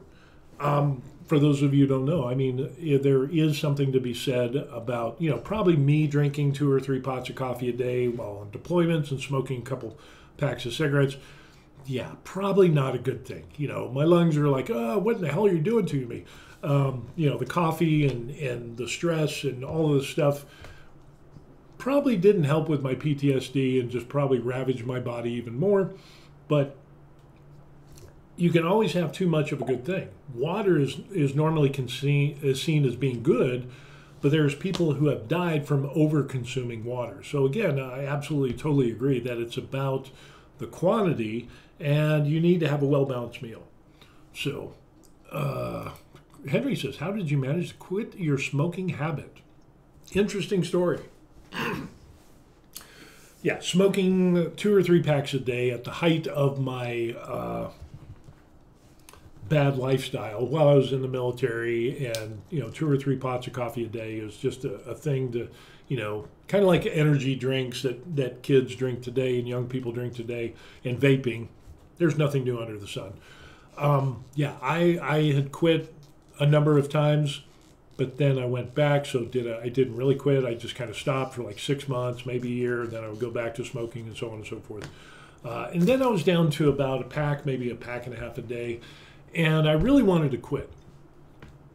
A lot of it dealt with stress, and I didn't know how to deal with stress other than taking a smoke break. So that was kind of a thing. And when I came up in the military, in basic training, if you went on a smoke break, you would be able to sit and chill out and smoke and take a break. And the people that didn't smoke had to actually keep working. So in basic training, basically the majority of us became smokers because of that. So yeah, it is what it is. But how I stopped for good was when my daughter must have been like 3, 4 years old, something like that. I can't remember. Maybe 4, maybe 5 at the most. She was young. Let's just say 4 years old. And she came up to me, and we never smoked in the house. Both my wife and I, we smoked. I never smoked in the house. I would always go outside. We were really concerned about that, but I still smelled like cigarettes, stale cigarettes, yuck. But we never smoked in the house. We never smoked around our daughter, and so on and so forth. And, I smoked a lot at work and so on and so forth. So it didn't, we didn't bring that home.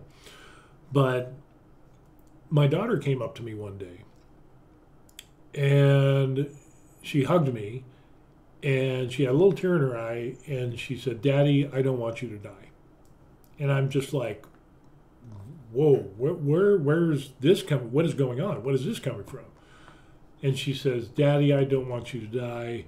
I don't want you to die from smoking." Oof. That, oh, man, it's just like, oh, ouch. Oh, my gosh. That hurt. That was like, oh, that was the wake-up call. And just to see her the little tiny tear going, small tear going down her cheek and stuff, and she was just so concerned and didn't want me to, "I don't want you to die, Daddy. I don't want you to die. Don't, and it was just like, oh, wow, what do you do with that? And so at that time, I made the decision to quit smoking, and I threw away my cigarettes, and I didn't smoke after that. So basically it came down to having a big reason why. If you have a big reason of why not to smoke, or multiple reasons of why you shouldn't smoke, that should motivate you to stop. And again, it's hard. Again, I must have quit a bunch of times. I can't remember how many times I quit. 1 month later, 2 months, 6 months later, a year later, I'd pick smoking back up again. But that was the catalyst that was like, she's grabbing onto my leg, holding onto me, looking up in her little eyes. I don't want you to, Daddy. Don't smoke. I don't want you to die. And it was like, oh, crap. Now I gotta quit. So she was the big reason why.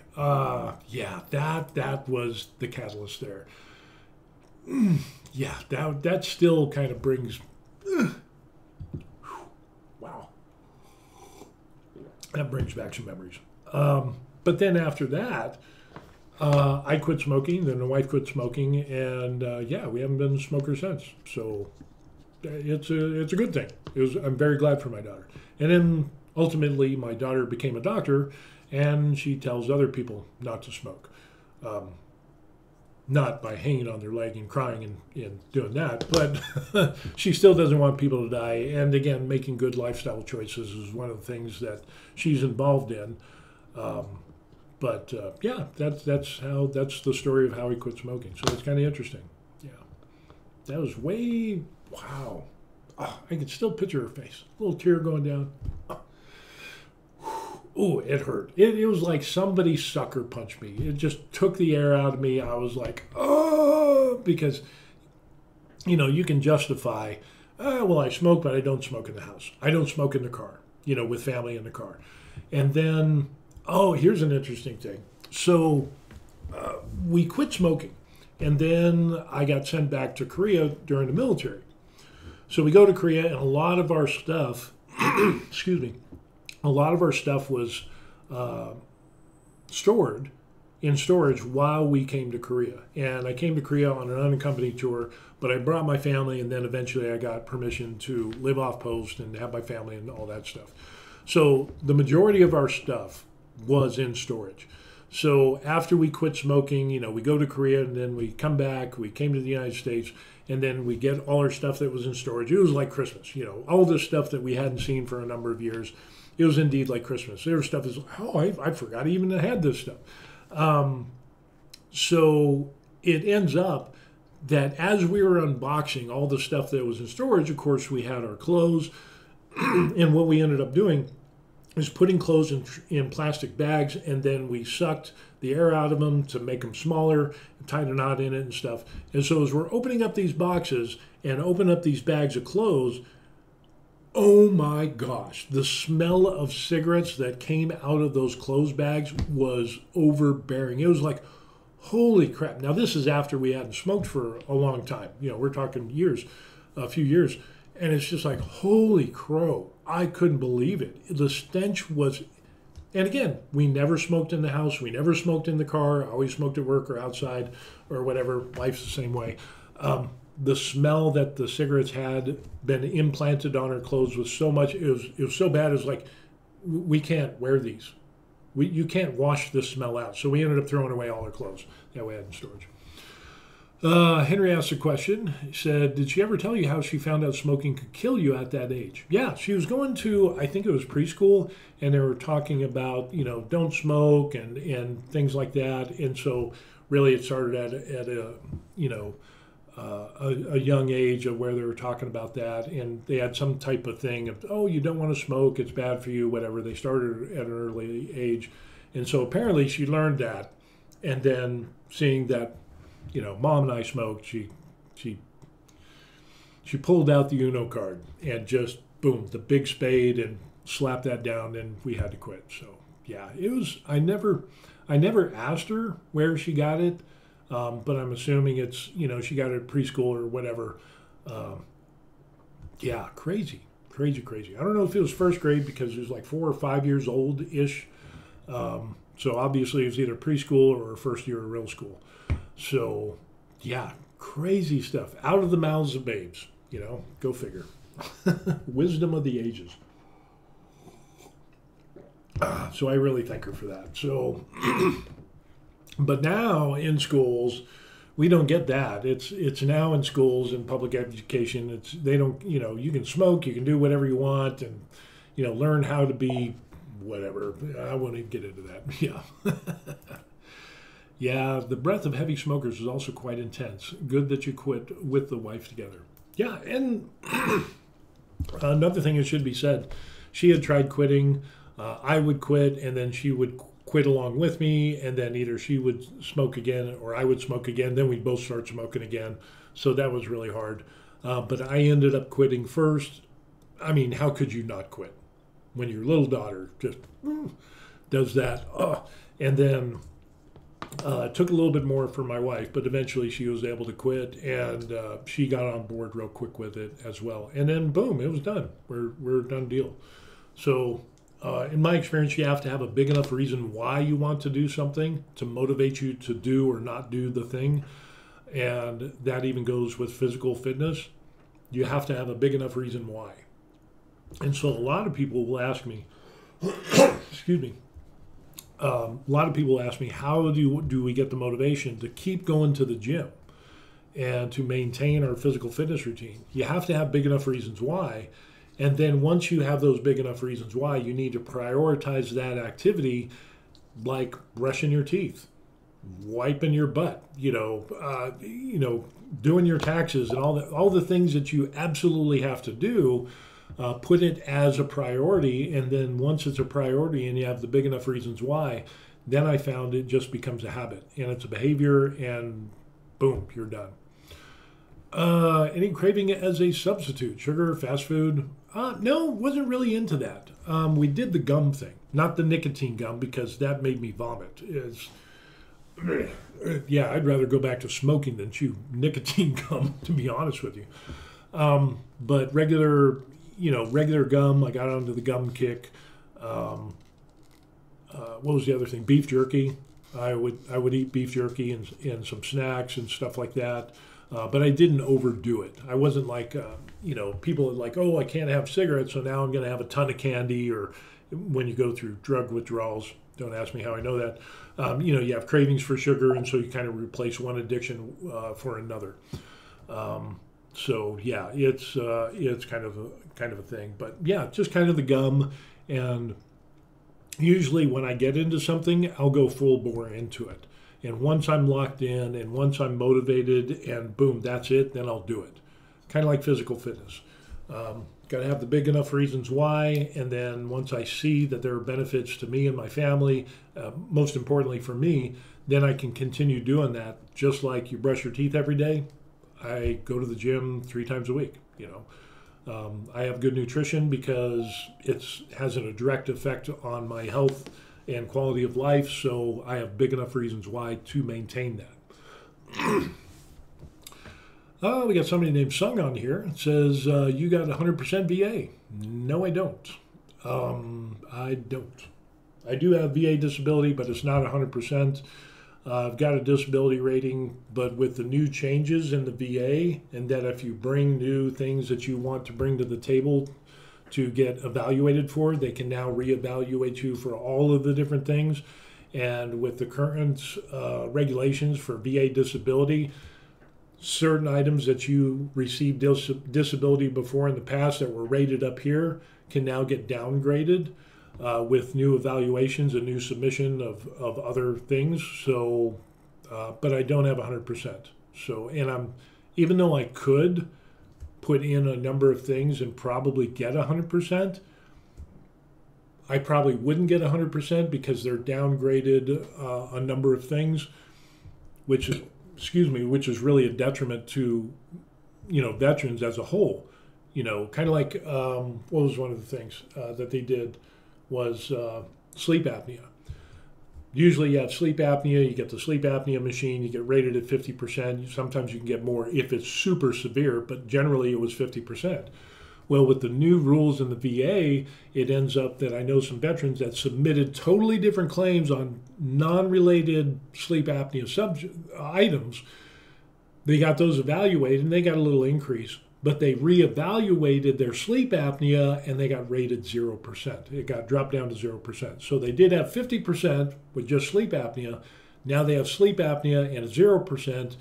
And yeah, that's just, you're doing a disservice to veterans. But yeah, I'm not 100%. I will say that I'm comfortable where I'm at, and I get treatment for what I have, and that's good. It's going to get worse over time, That's guaranteed. There's nothing can be fixed. PTSD and a number of back issues, chronic pain. Even though I go and work out, I still have chronic pain issues. I have neuropathy, I have radiculopathy in my lower extremities. There's pain and tingling and paresthesia that I have in my feet. Constant pain down there. So things are going to get worse over time. I also have arthritis, I have spinal stenosis, I have a number of other things that are just things that only get worse from injury and get worse over time. But I don't know if I'll get to 100%. I don't know. It's kind of a weird thing. So anyway, yeah, thanks for answering. You're welcome. So yeah, and that's the other thing that kind of pops up with being a veteran, and then being somebody that's close to getting Social Security. There's a thing with that, close to Social Security. People have asked, well, how do you get paid for your Social Security or your military pension or those that get VA disability? How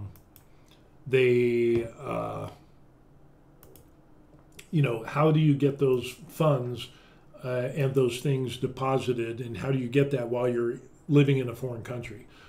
Actually, there is, let me see if I can find it. There it is.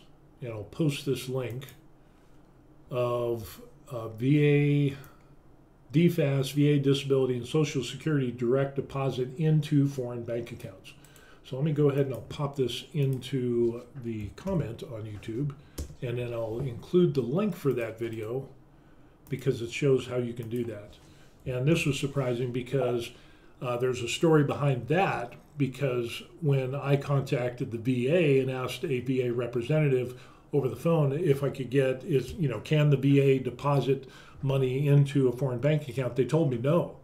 And I was like, oh, okay, well, surely the VA representative that I'm talking to on the phone, I called, and surely they would know what they're talking about. But actually, a fellow veteran ended up saying, no, you can absolutely do that. You can they send me the link and everything. So for those of you, there is that video with the link that you can take a look at. And so, yeah, your military pension, your VA disability, and your Social Security can be direct deposited into foreign bank accounts. Many vets fake disability and end up getting 100% eventually. Yeah, and I'm totally against that. There are a number of people that will fake that will fake it. And that's unfortunate, because I don't think that they go through, they just make up things to say, oh, I'm having this or that or whatever, and then it goes through. And because of the bureaucracy and the lack of accountability and just the way that the VA claims systems work, a lot of those things aren't verified. So in the past, you've had a lot of people just say, hey, well, I've got this, this, and this, I should be rated. They make up some shit, and next thing you know, they get that rating, but there's not a lot of proof. There should be some documented proof over time that you can provide, and unfortunately, the VA system is kind of lacking in that regard. Yeah, and there's actually people who weren't even veterans, who claimed to be veterans, who stole identities of veterans, and were able to get VA disability and get increased VA disability through the stolen information of pretending to be a veteran, and Lord knows that's absolutely insane. So, yeah, crazy stuff that they got going on. Crazy, crazy, crazy. Let's see. I'm sorry you're having all these medical issues. It is what it is. Everybody's going to have some medical issues, But during my time in the military, I was in a helicopter crash, and so I've got herniated discs in my back, and it's just part of the deal, It is what it is, and it happened. But thankfully, because of the VA disability, I can get some help with that. I can get treatment.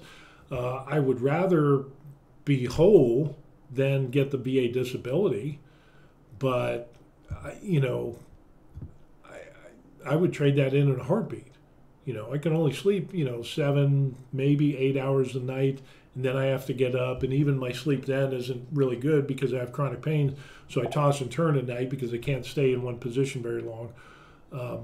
and then the PTSD, the gift that keeps on giving, that's never going to go away. It's manageable, but it's to the point of where, yeah, there are certain situations that I don't like being in, especially big crowds at certain times, and stuff can be overwhelming. And so I have panic attacks. I also have depression and anxiety. I know, Steve, how do you have depression and anxiety? You always seem like this happy-go-lucky guy. You're only seeing this part of my life, so I don't film the parts of my life where I suck. So I don't think a lot of people do that. So anyway, yeah, it's kind of interesting on what comes up. A lot of different things as you retire overseas, and we've gone over some of that information. Song ends up saying, "What city are you living in Korea?" I'm living close to Pyeongtaek, Korea, which is about an hour and a half, maybe 2 hours south of Seoul, close to a U.S. military base, Camp Humphreys, Camp Humphreys. I don't know if you can say that. Camp Humphreys. I go to the gym on Camp Humphreys. So I kind of get the best of both worlds since I'm a retiree and I have access to the commissary and the PX and, the gyms on post. So yeah, we're pretty close to that. And Sung also says, "I'm thinking of moving into Korea." Interesting. Are you retired military, or are you just somebody that has Korean ancestry and you're thinking about coming and living in Korea? Or are you a Korean citizen and you just kind of like did school overseas or work overseas or whatever?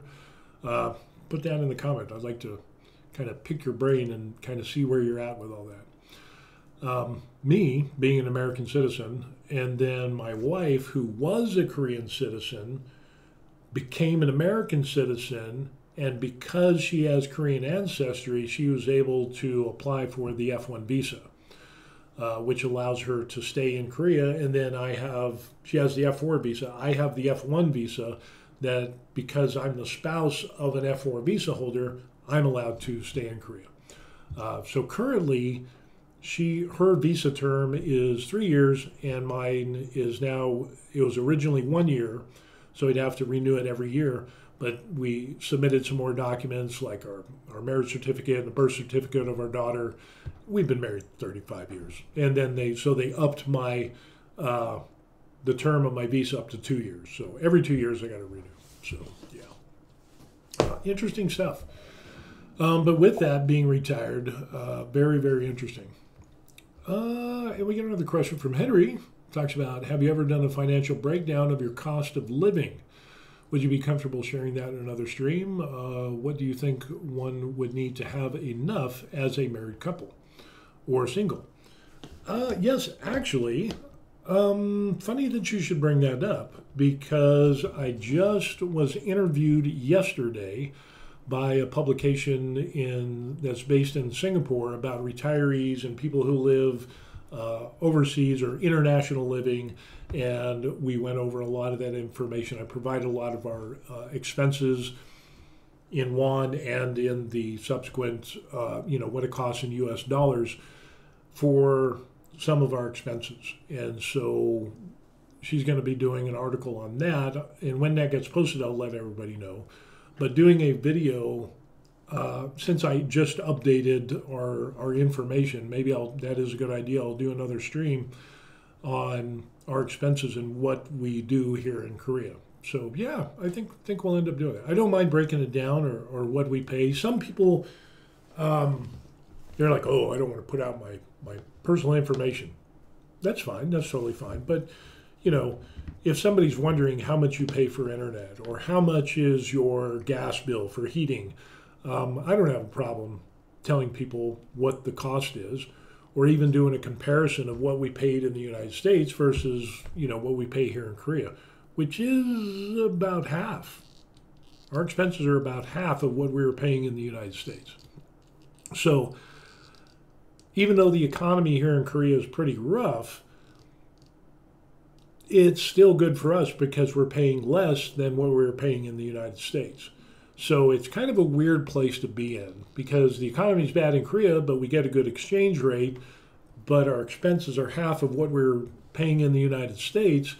And even though there's increases of expenses here in Korea, they're not like the increases that we experienced in the United States, which were huge and bigger chunks. And when we're talking about retirement, what I ended up doing was getting and writing down and saying, okay, well, property tax goes up minimum $100 every year. And this expense goes up, averaged over the last 5 or 10 years, average goes up this much every year. And then kind of put that and start doing projections towards retirement and when I was going to retire, which was like 67 or whatever, and finding out, well, if we continue with all these increases, I might not be able to retire in the United States.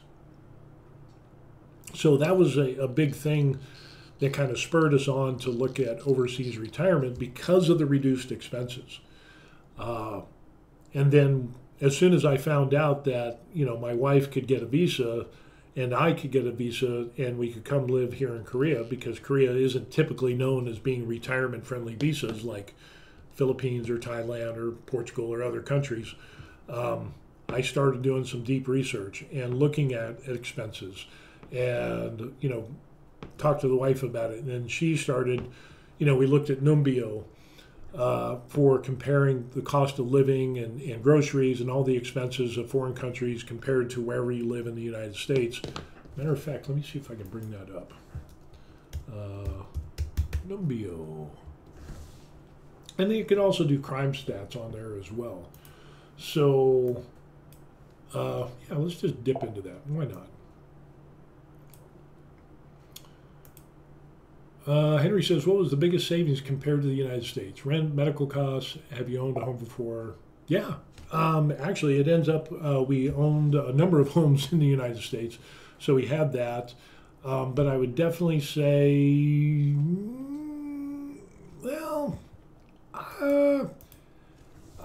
there's a lot of things because it ended up being half of our expenses. So a lot of things were half, were less. So there wasn't like one big huge thing that was that really stood out or was kind of odd. So let's get into, let's see. And the question is, Sung ends up, how much do you make per month? If it's too personal, don't answer. I just want to see how much I need per month in Korea. That's kind of a subjective question because really it depends on where you live. We'll have a determination, like generally if you go to Seoul, Seoul can be pretty expensive. Matter of fact, the apartment that we live in here costs us about $250,000 US at the time. The exchange rate was higher, so we had a real good deal. And we bought it at a discount because of a motivated seller. But the exact same 4-bedroom, 2-bath apartment made by the exact same company up in Seoul is $1.5 million and higher. Exact same square footage. So really, there's a lot of variables that come into play when we're talking about, what is the cost of everything and, what is the biggest savings. We can kind of go over, let's see. Let's take a look at this. I want to show you this site. And I use this site a lot, Numbeo, numbeo.com. And you can pick out cities, cost of living, comparison, calculators, property prices. And again, this is all dependent on information that people put into this website.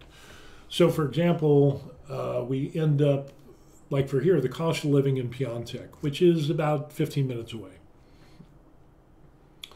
And so like for a meal, you're looking about 10,000 won. And if we put this into USD, we can change all this. And so a meal at an inexpensive restaurant is about $7-ish. Meal for two is about $22. Again, it depends on where you go. Meal at McDonald's or equivalent is about $4.77, which is probably on par.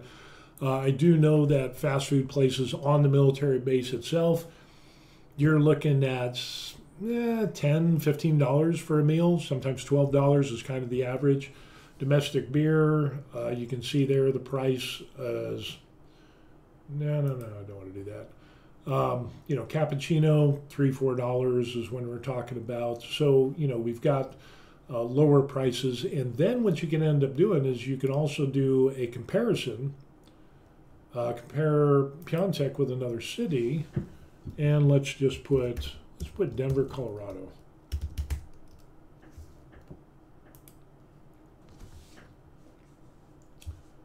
So we can see that a meal at an inexpensive restaurant, it ends up $20 versus $7 in Korea.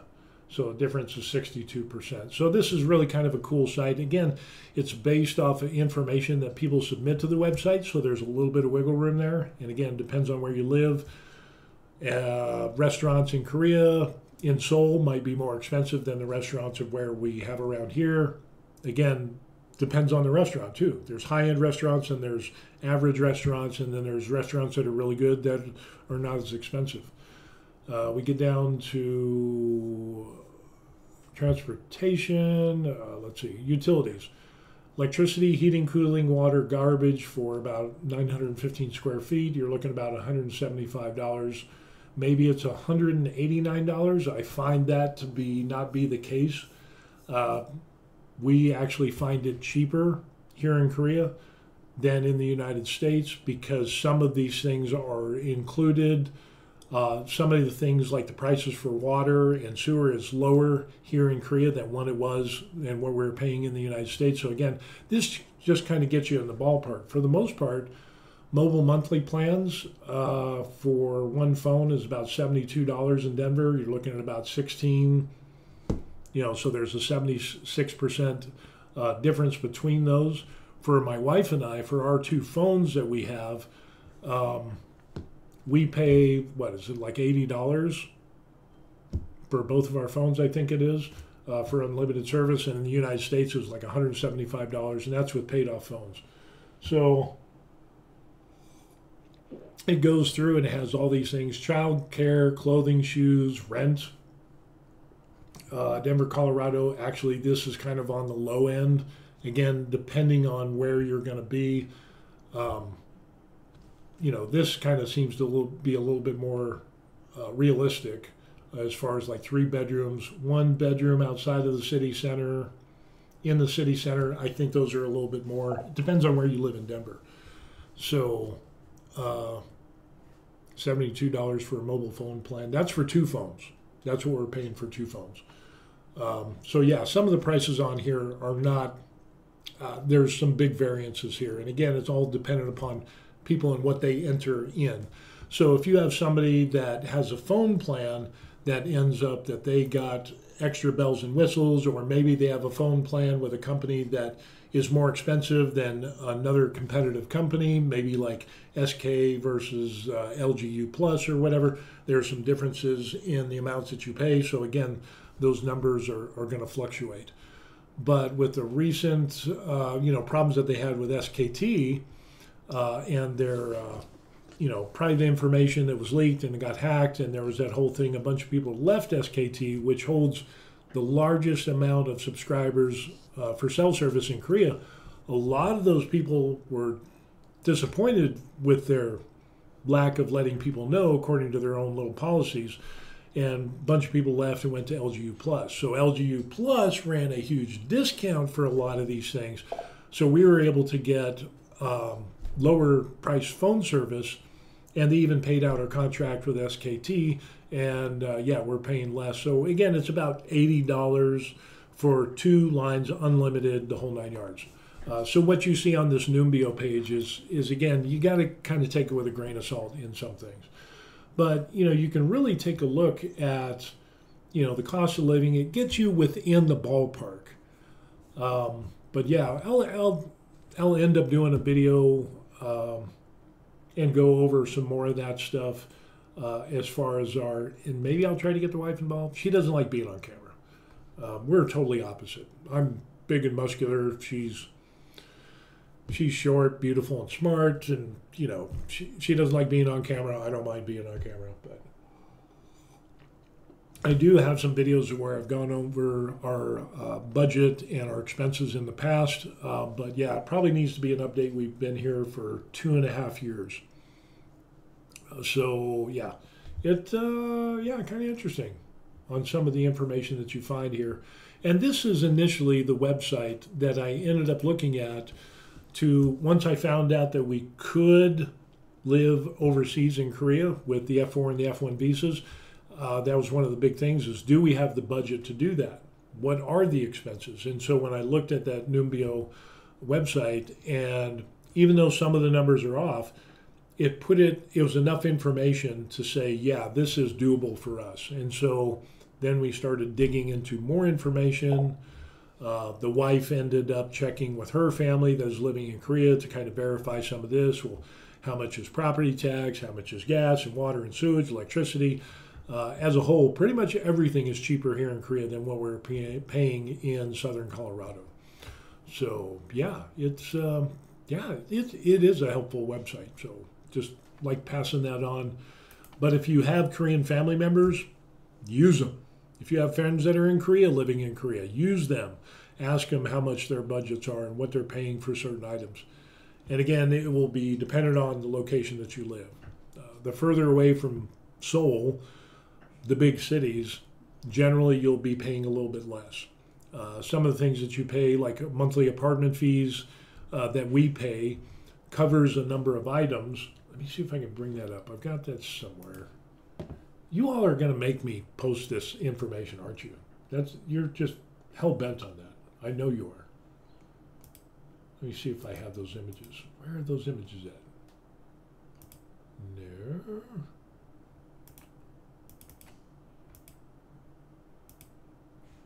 Huh.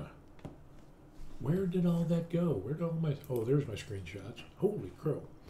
Let's see if we can pull this up. We can pull this up. And then I think that's good enough for now. I'm doing it for you. So as I'm pulling this information up, please like and subscribe to the channel, because all of this that I'm doing for you. Let's see. Let's take a look. Let me see if I can get this on screen to where it's big enough. And I think we can do that. Can we do this a little bit bigger? So I want to make this so that I don't cut anything off. Yeah, let's do it. Let's run into it. So now that you've liked and subscribed to the channel, let's jump into this. So here we go. Let me get me out of the way a little bit there. And we'll reduce this so we can see what's going on. So this is the information that we ended up having. Excuse me. We appreciate it. I'm here for you. So anyway, this is comparing our monthly expenses. And again, this is kind of an updated list. Again, I got interviewed yesterday by a publication, and when that becomes public, I'll bring that up in the stream. And whether they use all of this, I'm not sure. The interviewer, she said, yeah, I'd like to have some information on what you paid in the United States versus Korea. We went over, it was like a half hour or so that we talked. But like property tax, in Colorado, we were paying about $165 a month for property tax, and there's the equivalent won. Here in Korea, for a 4-bedroom, 2-bath apartment with underground parking, security, and it's about $20 a month. Yeah.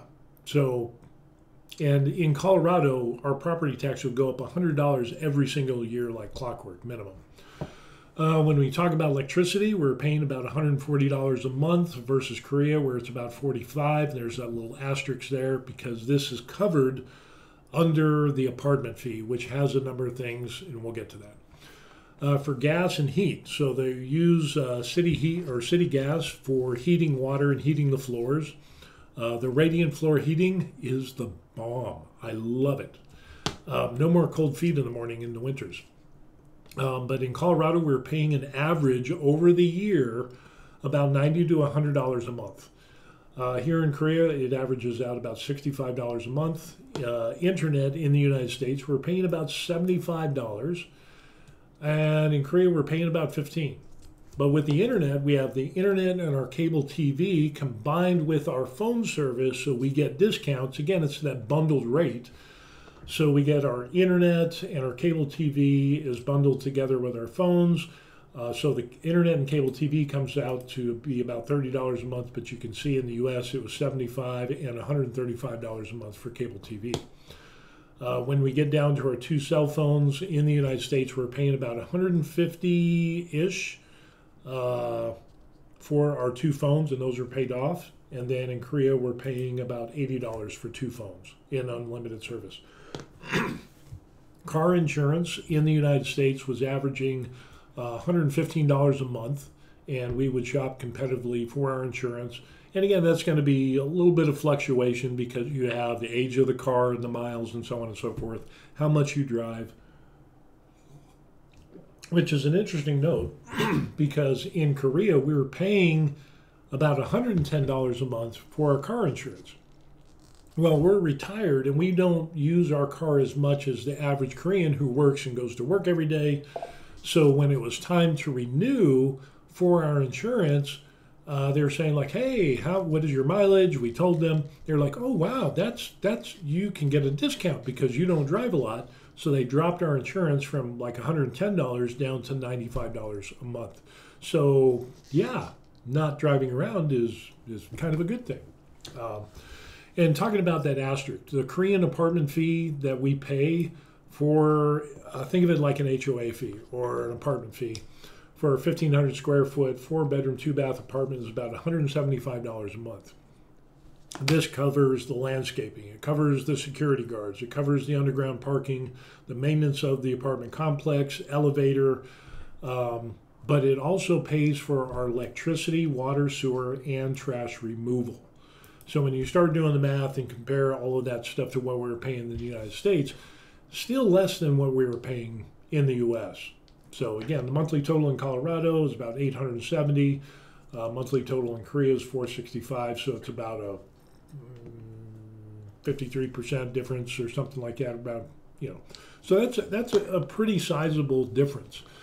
Henry asked a question and says, well, where to go?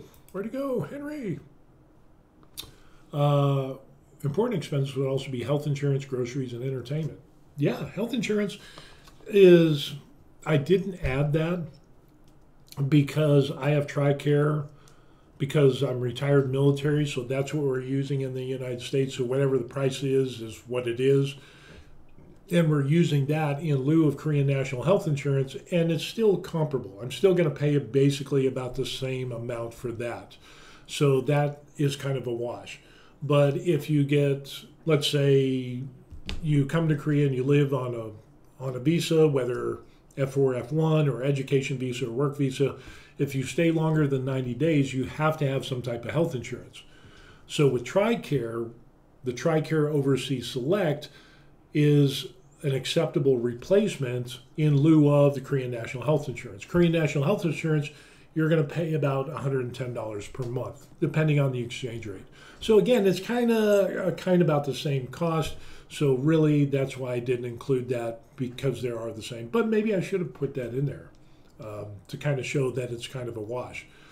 As far as like groceries, entertainment, talking about groceries seem to be cheaper, but it kind of depends. That's kind of nuanced as well, because we get our groceries from a couple of different places. Being a military retiree, I can go to the commissary, and the military commissary is like a grocery store. It is a grocery store. And there are certain items that we can get at a discount that are higher priced on the Korean economy. So we save money with meats and cheeses, milk, things like that. A number of items are cheaper at the commissary on the military base compared to off-post. But on the other side of the coin, going to the open air markets and ordering vegetables and produce and eggs and things like that is definitely way cheaper off-post than in the commissary. So, we'll spend 10,000 won for a rack of 30 eggs. And we're talking eggs that are great. They got the nice orange yolks. You can spend a couple thousand more for some even higher grade, even prettier orange oak eggs, which are just awesome tasting. But still, you can get 30 eggs for 10,000 won. So it ends up, for those of you who don't know, let's plug in the numbers with the current exchange rate. 10,000 won divided by 1365 is about where we're at. So we're talking about $7.30 for 30 eggs. Yeah, it's definitely a lot cheaper than what you would pay on post. And again, groceries, it kind of depends. I didn't put in groceries because things like what you eat, I eat a lot. I'm 260 pounds at 6'2", and I go to the gym and I eat a lot of calories. So compare that to the average individual who doesn't eat like a cow or eat a cow or as much as I do. You're not going to be eating as much in regards to groceries. So consider my wife. My wife is like 5'3" and $110, so obviously she doesn't eat as much as I do.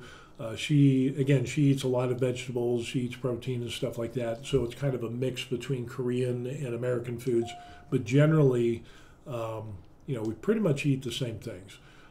I do have, I buy some meals and stuff and lasagna and stuff like that from the commissary, which is cheaper on post than off. But I just kind of, with groceries, it kind of depends. But in our experience, what we found is it's cheaper in Korea than it is in the United States, especially for eggs. Eggs went crazy in the United States, and we're here getting a rack of eggs for 10,000 won, and people are like, go, oh, I can't buy eggs because they're so expensive. It's absolutely crazy. Let me see. Okay. Let's see. Entertainment. That's kind of interesting because we don't really budget for entertainment because we are saving money as we're here in Korea. So if we take a day trip and go, to a coffee shop or a little touristy area, Gyeongbuk Palace in Seoul or whatever, we don't have a dedicated budget for entertainment, so we don't really kind of do that. I kind of have my own hobbies with like doing miniatures and models and 3D printing and other stuff. So I've got my own allowance for my hobbies, and so there's that. But again, it's going to be dependent on the individual. So for entertainment, like movies and stuff like that, I would say it's comparable to the United States, but like movies, going to the movies in Korea, in the movie theaters we go to, we will get the reclining chairs, you'll be able to get the meal, and you can have a whole dinner, with alcoholic beverages, and you can watch the movie. They even have movie theaters with beds. Yeah, so you can be like back in a bed and with a comforter and pillows, and you could watch the movie. I could never do that because I would fall asleep. So, but those are a little bit more expensive. But generally, as far as like trips or entertainment, we don't go to clubs or anything like that. We're not big alcohol drinkers. So yeah, that's why we didn't include that. Let's see. Do you have some type of household content insurance in case of water damage from a neighbor, fire insurance in case the whole building burns down, legal protection insurance? It is a foreign country. Yes, it is. We've got some basic insurance, and I'm not sure off the top of my head how much that is. But again, there's different levels of insurance, just like you would have in the United States. Renter's insurance is basically what you're talking about. That's kind of a more involved thing, and I'll kind of get more into the details on that. We've got that, but just not really prepared at the point. I'm not super smart enough, and I'd rather have some good information under my belt and in my brain to bring that forward. But they do have renter's insurance and things like that. I do know that, say for example, if the neighbors upstairs, if they had a water leak and it leaked down into our apartment and ruined a bunch of our stuff, if they have insurance, then their insurance would pay for those damages. Or if they didn't have insurance, and usually if you're a landlord, you have to have insurance for those types of things. But let's say somebody owned the apartment above us and they didn't have that, they would be under civil liability for those things, and we could sue them. But really, but then, do we really need insurance? There was quite a long time where we did have insurance on our apartment, and because it's like, if If water damage or fire, it's like just kind of wash and whatever. Um, and I lived in the United States in places where we rented, where we didn't have renter's insurance. Kind of living dangerously on the edge, because if you do, even if there's a fire or water damage from somebody else and it's not you, you would lose all those things. Like when we had houses, we had more than a couple of houses in the United States that we bought, but there was one house that we had that got flood damaged, and we lost a bunch of property. A lot of personal items and stuff like that were irreplaceable, but we had insurance that would replace a certain amount of that. And thankfully we had that insurance. But yeah, that's a good consideration. You definitely, if you're renting for short term, it probably wouldn't be a big deal, because if you're renting for the short term, like we did for a while, like an Airbnb or a temporary rental for like 2 or 3 months until we got our apartment and bought our apartment, not really concerned, because we showed up with a couple of suitcases. If there's a fire or the neighbor's fire or water damage, it's like, you got my clothes wet, big deal. I don't really care. Maybe you ruined some cameras or whatever, ruined my laptop. I didn't really care. So, but yeah, there is renter insurance, and it is a foreign country, and even in the United States, you have renter's insurance. Some places will mandate in the United States that you must have rental insurance to rent from them in their complexes. I've heard of that. Other places, they don't care. If you don't have the insurance, it's all on you. So, and the same thing here in Korea. I've actually talked to some people who have been here a number of years that just don't have insurance, and they're not concerned about it.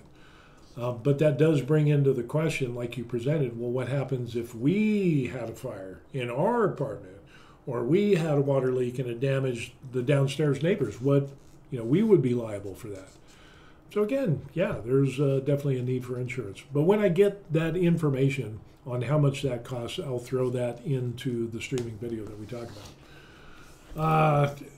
Now, I know somebody's going to ask about vehicles and things like that, so I knew you wanted to hear about this, so I brought up this one as well.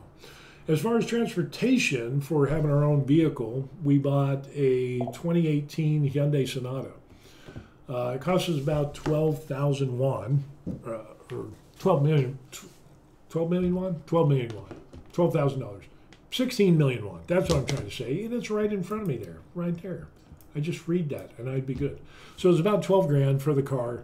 It was a rental vehicle. We bought it online, kind of like a Carvana, app. You pick out a car, they deliver it to you. We test drove it for, we test drove it for 3 days, which was kind of cool. And we took it to mechanics. We took it to a Hyundai dealer, mechanic shop, and then, third party, independent mechanic. They went over the car, 50, 100 point, whatever. And we found out, and they said, yeah, this is a really good deal, low miles, awesome car. I will buy this if you don't buy it, type of thing. Monthly insurance is about $8 a month. And again, we went over the insurance. Again, it kind of dropped in price, but yeah, about $8 a month. Getting gas is interesting because it's about $35, $40 to fill up a tank of gas, depending on the price of gas. And it's a benefit as a military retiree. I can purchase gas on pace. Normal Koreans cannot. If they're a Korean citizen, only under special circumstances can they do that. Again, it's under the Status of Forces Agreement between Korea and the United States. But if you get gas off post, you're going to pay about double. So yeah, it's about $60 or more. Anywhere about 16, maybe 1,700 won to the liter. So if you do the math, it's about double. So, what was the mileage on the Hyundai? Hyundai Sonata, I want to say 40,000 kilometers, I think, somewhere around there. It was really low. And again, it was a rental, but it was a one-person rental. I want to say 40,000. Now this is working. And we divide that by 2.2, I think it is, whatever. I don't know, 18,000 miles. I don't know. Somewhere around there. but that was basically kind of the mileage that it had. It was low mileage, really good condition. It still had like the plastic on some of the things, in the trunk and on the vehicle and inside. So, what is it with Asians that leave the clear plastic on, your electronic devices and so on and so forth, light switches, microwaves, dashboards, they always leave that stuff on there. So that guy did the same, whoever had the vehicle before us. And so, yeah, it looked brand spanking new when we got it. So, yeah, it's been a great car. And then as far as like oil changes and stuff like that, it's comparable to what you'll pay in the United States, kind of tit for tat type of thing. So that's not too bad. And we just get our oil changed like maybe every 3,000 miles, 3 or 4,000 miles, which is a lot. So we don't do it as much as what we did when we were in the United States and we were working. So, yeah, not bad. It ends up, pretty good, pretty good. And to be honest with you, we could have gotten an older vehicle that was less. And again, this was used vehicles.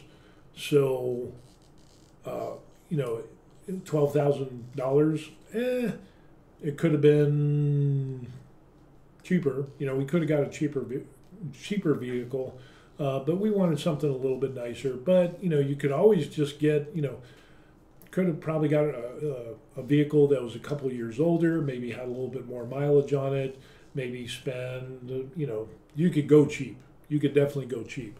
But we're retired and we wanted to get something really nice or nicer. We've never had a brand new vehicle in our entire lives. So this was kind of nice. But yeah, that's how it worked out. It worked out good. And the good thing about Korea is a lot of Koreans will buy newer vehicles to kind of keep up with the Joneses type of thing. So there is a lot of resale vehicles or used vehicles that are for sale. But generally, they seem to be in better condition than what I've seen in the United States. They take a little bit more pride in the vehicles and maintaining them. Not saying that every used car dealer in Korea is, awesome, because there's some doozies there as well. But yeah, it was a real good experience when we bought our vehicle. It was recommended to a family member. I can't remember the name of the app. And I deleted it off my phone, unfortunately. But it was kind of like Carvana or whatever.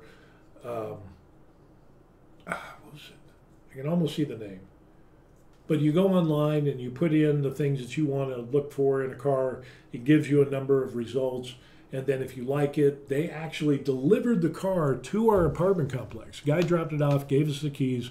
We had 3 days to drive it, go get it checked out. And if you liked it, of course, you keep the vehicle and then you proceed with, you put the money, you did the contract, and then money would be transferred to the seller and boom, you get your registration and you're good to go. Oh, by the way, the license plate comes with the car. So when you transfer and buy the vehicle, you do the registration basically at the same time, and that license plate that is on the car is now tagged toward your identity. So we're not talking about buying a car and have to go into the DMV and getting a license plate and all this stuff. All of that stuff is done online. What app? So yeah, the car buying thing was pretty good. And if you don't, let's say you decide to test drive it, and at the end of 3 days of test driving the vehicle, you don't like it, somebody will come and pick the vehicle back up, and I think there's a small fee that you have to pay to recompense for gas that you used or whatever. But then you can just go shop again. So, Henry asked a question, what app did you use to find the condo? Actually, it wasn't an app. It was a website. And I actually did a video on that. So, with that being said, let me pull that up. And the video that I did. And it was Naver. And we'll wait for that to pop up. We'll wait for that to pop up. And then we'll look at Naver Real Estate. And I did a couple of videos on that. So, because these were basically a year ago, but I did 2 of them. Let me give you the surrounding sales complex. Let's see. We'll do this one here, and I'll put it in the comments section. So, oh, nope, don't want to do that. Almost did something bad. So I don't want to do anything bad. But this is a video that I made showing Naver, which is a website, has a lot of different things, has a lot of blogs, information, but it also has real estate, and you can look up real estate. The reason I like Naver is that with the Chrome web browser that I'm using, it has an automatic translation, so you can, it's in Korean, so it translates it into English. Yeah, Henry says, yeah, I visited Naver, but it was all in Korean. Yeah, same thing. And then as I was puttering around, I found out that you can get translation plugins for like Chrome, and what that ended up doing was able to transfer that Naver website from Korean into English automatically, and boom, I was able to go through that. So once you check out that video, it'll show you how to look for that, where Naver real estate is found, and of course if everything's in English, then it makes it so much easier than Korean. But you can really narrow down your search for properties, whether it's apartments or houses, but the majority of people that live in Korea live in apartments. So there's that aspect of living in Korea. But depending on where you live, we kind of knew where we wanted to live to begin with.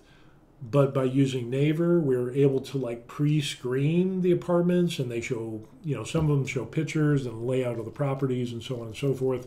So you can kind of get an idea. So when we got to Korea, we could hit the ground running after we got our visas approved and we could buy property. We wanted to wait until we got our visas approved until we started shopping for property. But we could buy property even on a tourist visa. Hell, I could buy property without even coming to Korea. Foreigners are allowed to buy property. You just have to do a little bit of extra paperwork. Henry pops up and says, I've heard there are scams going on in Korea. For example, that the picture are not really from the property and so on. Yeah, and that is absolutely true. It ends up that and I mentioned this in the video. As a matter of fact, here is another video that I did. Kind of the same thing, how to use Naver. So if you're a glutton for punishment, here is another video. So between those two, how to shop with Naver and check out properties, I go over that information of where it's not really a scam. You mentioned scam. But on real estate listings in the United States, I bought, 17, 18, maybe 19, 20 properties that I've owned in my name. Many of them were for real estate investing and so on and so forth. Others were for personal residence. But when you list a property, like on Zillow with your real estate, your realtor or realtor, whatever it is, they will list it online and you'll have current pictures of that property. Here in Korea, a lot of them don't even have pictures, which just astounds me. I don't understand that. It doesn't make sense to my wife either. So you will find properties that are listed for sale that do not have pictures. Or they'll have pictures of when the property was new, which could be like in the case of this apartment, 7 or 8 years later, they still use the same pictures of when this place was first built. They don't have current pictures. Some of them do, but yeah, it's just not really a thing, unfortunately. It's weird. And even more so in houses, you'll get a number of, hey, this house is for sale, this duplex or whatever it is, this villa is for sale, this apartment's for sale. You'll get a number of properties that are listed and none of them have pictures. I wouldn't say it's a scam, but it's just how they do business here. And so until you go and actually see the property, it doesn't seem to be a big priority to post pictures of the property. And I don't know why. If you want to sell the property, put the pictures, show everything, and use the phone or whatever you're taking pictures with, use it horizontal, not vertical, because I hate it when realtors don't take good pictures. And here's a picture of the bedroom, and it's in the vertical mode, and you're just getting like a tiny sliver, and it doesn't even show the whole room. that pisses me off. It just doesn't piss me off. It just frustrates me. So yeah, there's that. Definitely, I wouldn't say it's a scam, but there have been scams when it comes to buying property. So that's something, I'm glad you brought that up, Henry, is there are people that will hide liens and judgments that are against the property or against the property owner, and they'll try to hide that fact that they owe money, and they put that property up, or a portion of that property up, as collateral. And then they try to sell the property, and then of course once you sell it, they get the money, and then they stick you with, the bill of the previous owner, the loan of the previous owner. So, and that's happened in the United States as well. That's why you have title insurance and things like that. But there are things in Korea where people have kind of snookered people into buying a property that had liens and so on and so forth on it, and the scammers who sold the property disappeared.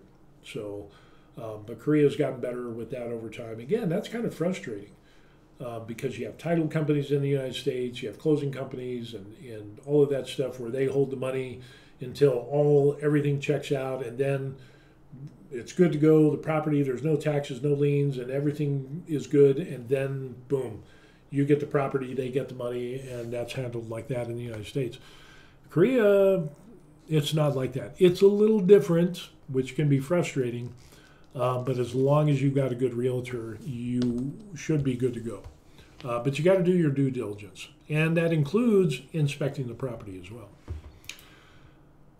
It's like booking a $300 a night hotel room and only 2 close-up pictures of a desk and a soap dispenser. Show me the room. That's why you're paying money, exactly. But for real estate, for some reason, Korea just hasn't latched on to that. They're getting better.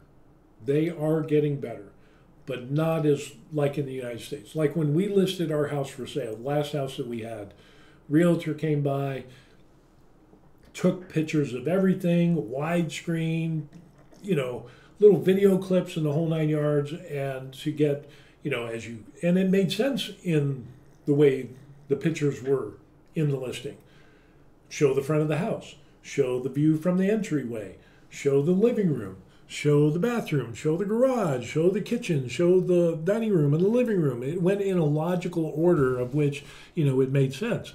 Then we go into the bedrooms, and here's the master bedroom, here's the master bath, and then, here's the other bathroom or whatever, here's the backyard, here's the laundry room. It made logical sense on how those pictures were put in order.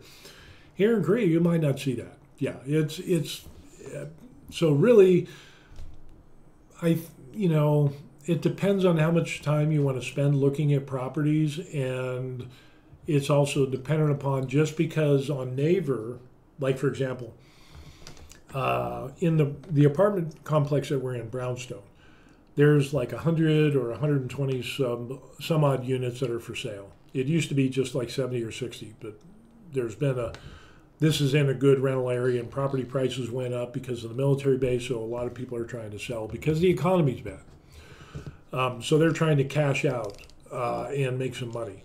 But with that being said, what we're talking about, selling property prices, pictures. It just escaped me. I can't remember what I was talking about. Really, it comes down to, we pre-screened the properties that we wanted to look at and base those off of pictures and the layouts of those properties. And then we would take those. Oh, I remember what we were going to talk about. Realtors, even though there's like 120 units that are for sale right now in this 900 and some odd unit apartment complex, if you go to a Korean realtor and say, hey, how many properties are for sale at Brownstone? They'll say, oh, well, here's 15 properties. On Naver, it says there's 120. You're saying that there's only 15. Are you sure there's not more than, there's only 15? Oh yeah, there's only 15. There's only 15 because they only signed up, and those are the properties that they are representing. So they won't necessarily show you all the properties that are available. So when you go on Naver, it'll show the apartment listing, and as you watch in those videos, if you go down to the bottom, you'll have the contact for the realtor who has listed that property. So if you want to look at another property, generally Korean realtors will say, nah, no, we don't have that listed, because they get a reduced fee or whatever. And again, I kind of get that. That makes sense. Whereas in the United States, it doesn't matter a realtor whether they list the property or not. Sure, if they list that property, they'll get a higher percentage on commissions, but they can still represent you as a realtor. And if they go with another property that's listed by another realtor, they split that commission. So they still make some money. So generally, realtors in the United States will push their properties first, and then they'll go to other properties. Here in Korea, it's pretty much they just list their properties. Henry's got a question. It pops up and says, do you ever eventually close the purchase of the condo without her stepping foot in it? Was it all remote? Did he also do video, or did you just prepare as much as possible while in the United States? That's an interesting question, because we purchased the property while we were here in Korea, but we used Naver to kind of pre-screen and narrow down what complexes that we wanted to look at. And based upon the layouts and the schematics and the pictures and the square footage and so forth, or the pyong as they say here in Korea, we're able to narrow down and kind of say, this is kind of what we're looking for. So that narrowed down our search when we got to Korea. We purchased after we got to Korea, but we did all our pre-screening, kind of narrowing down the areas that we wanted, or complexes that we wanted to look at before we came to Korea. But we had been here a number of times before, so we kind of knew the lay of the land already. So when we got to Korea and we got our approved visas, then we were able to jump, boom. We had our Korean registration cards, our approved visas, the whole 9 yards. And then we said, okay, now that we have that warm fuzzy, let's show the realtor this is what we're interested in. And eventually we were able to find, fortunately, with the realtor that we had, just so happened to have a motivated buyer for the 4-bedroom, 2-bath that we have now. So we got a screaming deal on it. So we didn't even want a 4-bedroom, 2-bath. But we just told them, hey, we're looking for a good deal. Do you have motivated buyers? And again, ask a lot of questions. So the good thing is that they were smart enough to say, yeah, by the way, we know that you only wanted a 3-bedroom, 2-bath, but here's a 4-bedroom, 2-bath, but they're selling it at a good discount like you wanted. Would you be interested in taking a look at it? Had some pictures online of the property that were pretty, apartments are pretty much the same. But this one did have some furniture in it and so on and so forth. We went and saw it. They were motivated. It was like at a $60,000 discount. They were really motivated to sell. I inspected the property and everything, and it ends up, we blew our budget. We bought a 4-bedroom, 2-bath, and here we are. Henry says, got it. How did you find the realtor? Different ways. Was one through Naver and the points of contact. We contacted a couple of realtors that way. And then when we got here, local realtors that are close to the apartment complexes kind of deal with the properties that are in their vicinity. So Brownstone was one of them. So the local realtor that we knew, boom, we were able to talk to them, and then of course they got with their seller's realtor, and which was like right across the street, which is convenient. But generally, I would say with the other people that I've run into, either it was family recommended realtor, or they found it through Naver and the points of contact there. But I would ask, being a foreigner, if you're a foreigner, or anybody for that matter, but especially foreigners, if you're going to buy property, ask the realtor if they're experienced in selling properties to foreigners. Some people will say they are, but they don't have a lot of experience, and so that can, there can be a few bumps in the road. I've had some conversations with people of where that has happened to them. Didn't kill the deal, but it was a little frustrating until they could get everything done. But definitely let them know and say, hey, I'm a foreigner. I know there's extra steps. There's extra paperwork that needs to be done for foreigners to buy property. And and find a realtor that clicks with you. You know, the realtor that we had was great for us, you know, but for another people, they didn't click. So, you know, you got to find a good realtor who's experienced and clicks with you, and you should be good to go. So, yeah, interesting stuff. Interesting stuff indeed. So that's what we got going on. And yeah, it comes down to, hey, a good deal is a good deal. And that's where you're going to make your money, is when you buy. And also when you sell. But if you make money when you buy, you'll probably make money when you sell in a good economy. So, or when prices are high. Okay, with that being said, I think we're going to finish up that video. We went over a lot of information, the super budget, the 4.5-day work week, doctor's drama, no streaming in the Philippines, which is going to hurt tourism. And then we dipped into how I was interviewed for a publication, and I'll let you know when that happens. And that kind of went into budget and expenses, and you drugged me into and forced me to show the expenses of what I paid in the United States and Korea. And then we talked about real estate, posted some links, and we had some real good discussions. So yeah, I would say this has been very productive. I've really enjoyed that. So the last thing we'll end up doing is this right here, the closeout screen. Be sure to like and subscribe if you've gotten anything out of this channel. I would really appreciate it if you would do that. And since I just got monetized, that helps with the algorithm and getting more exposure, getting more clicks, views, and subscribers is the thing. Yeah, I'm a subscriber person. Yeah, subscribe and that would help. If you have any questions, I can personally answer by emailing me at officialtheverylife@gmail.com. 100% guaranteed I will answer you. So you can do that.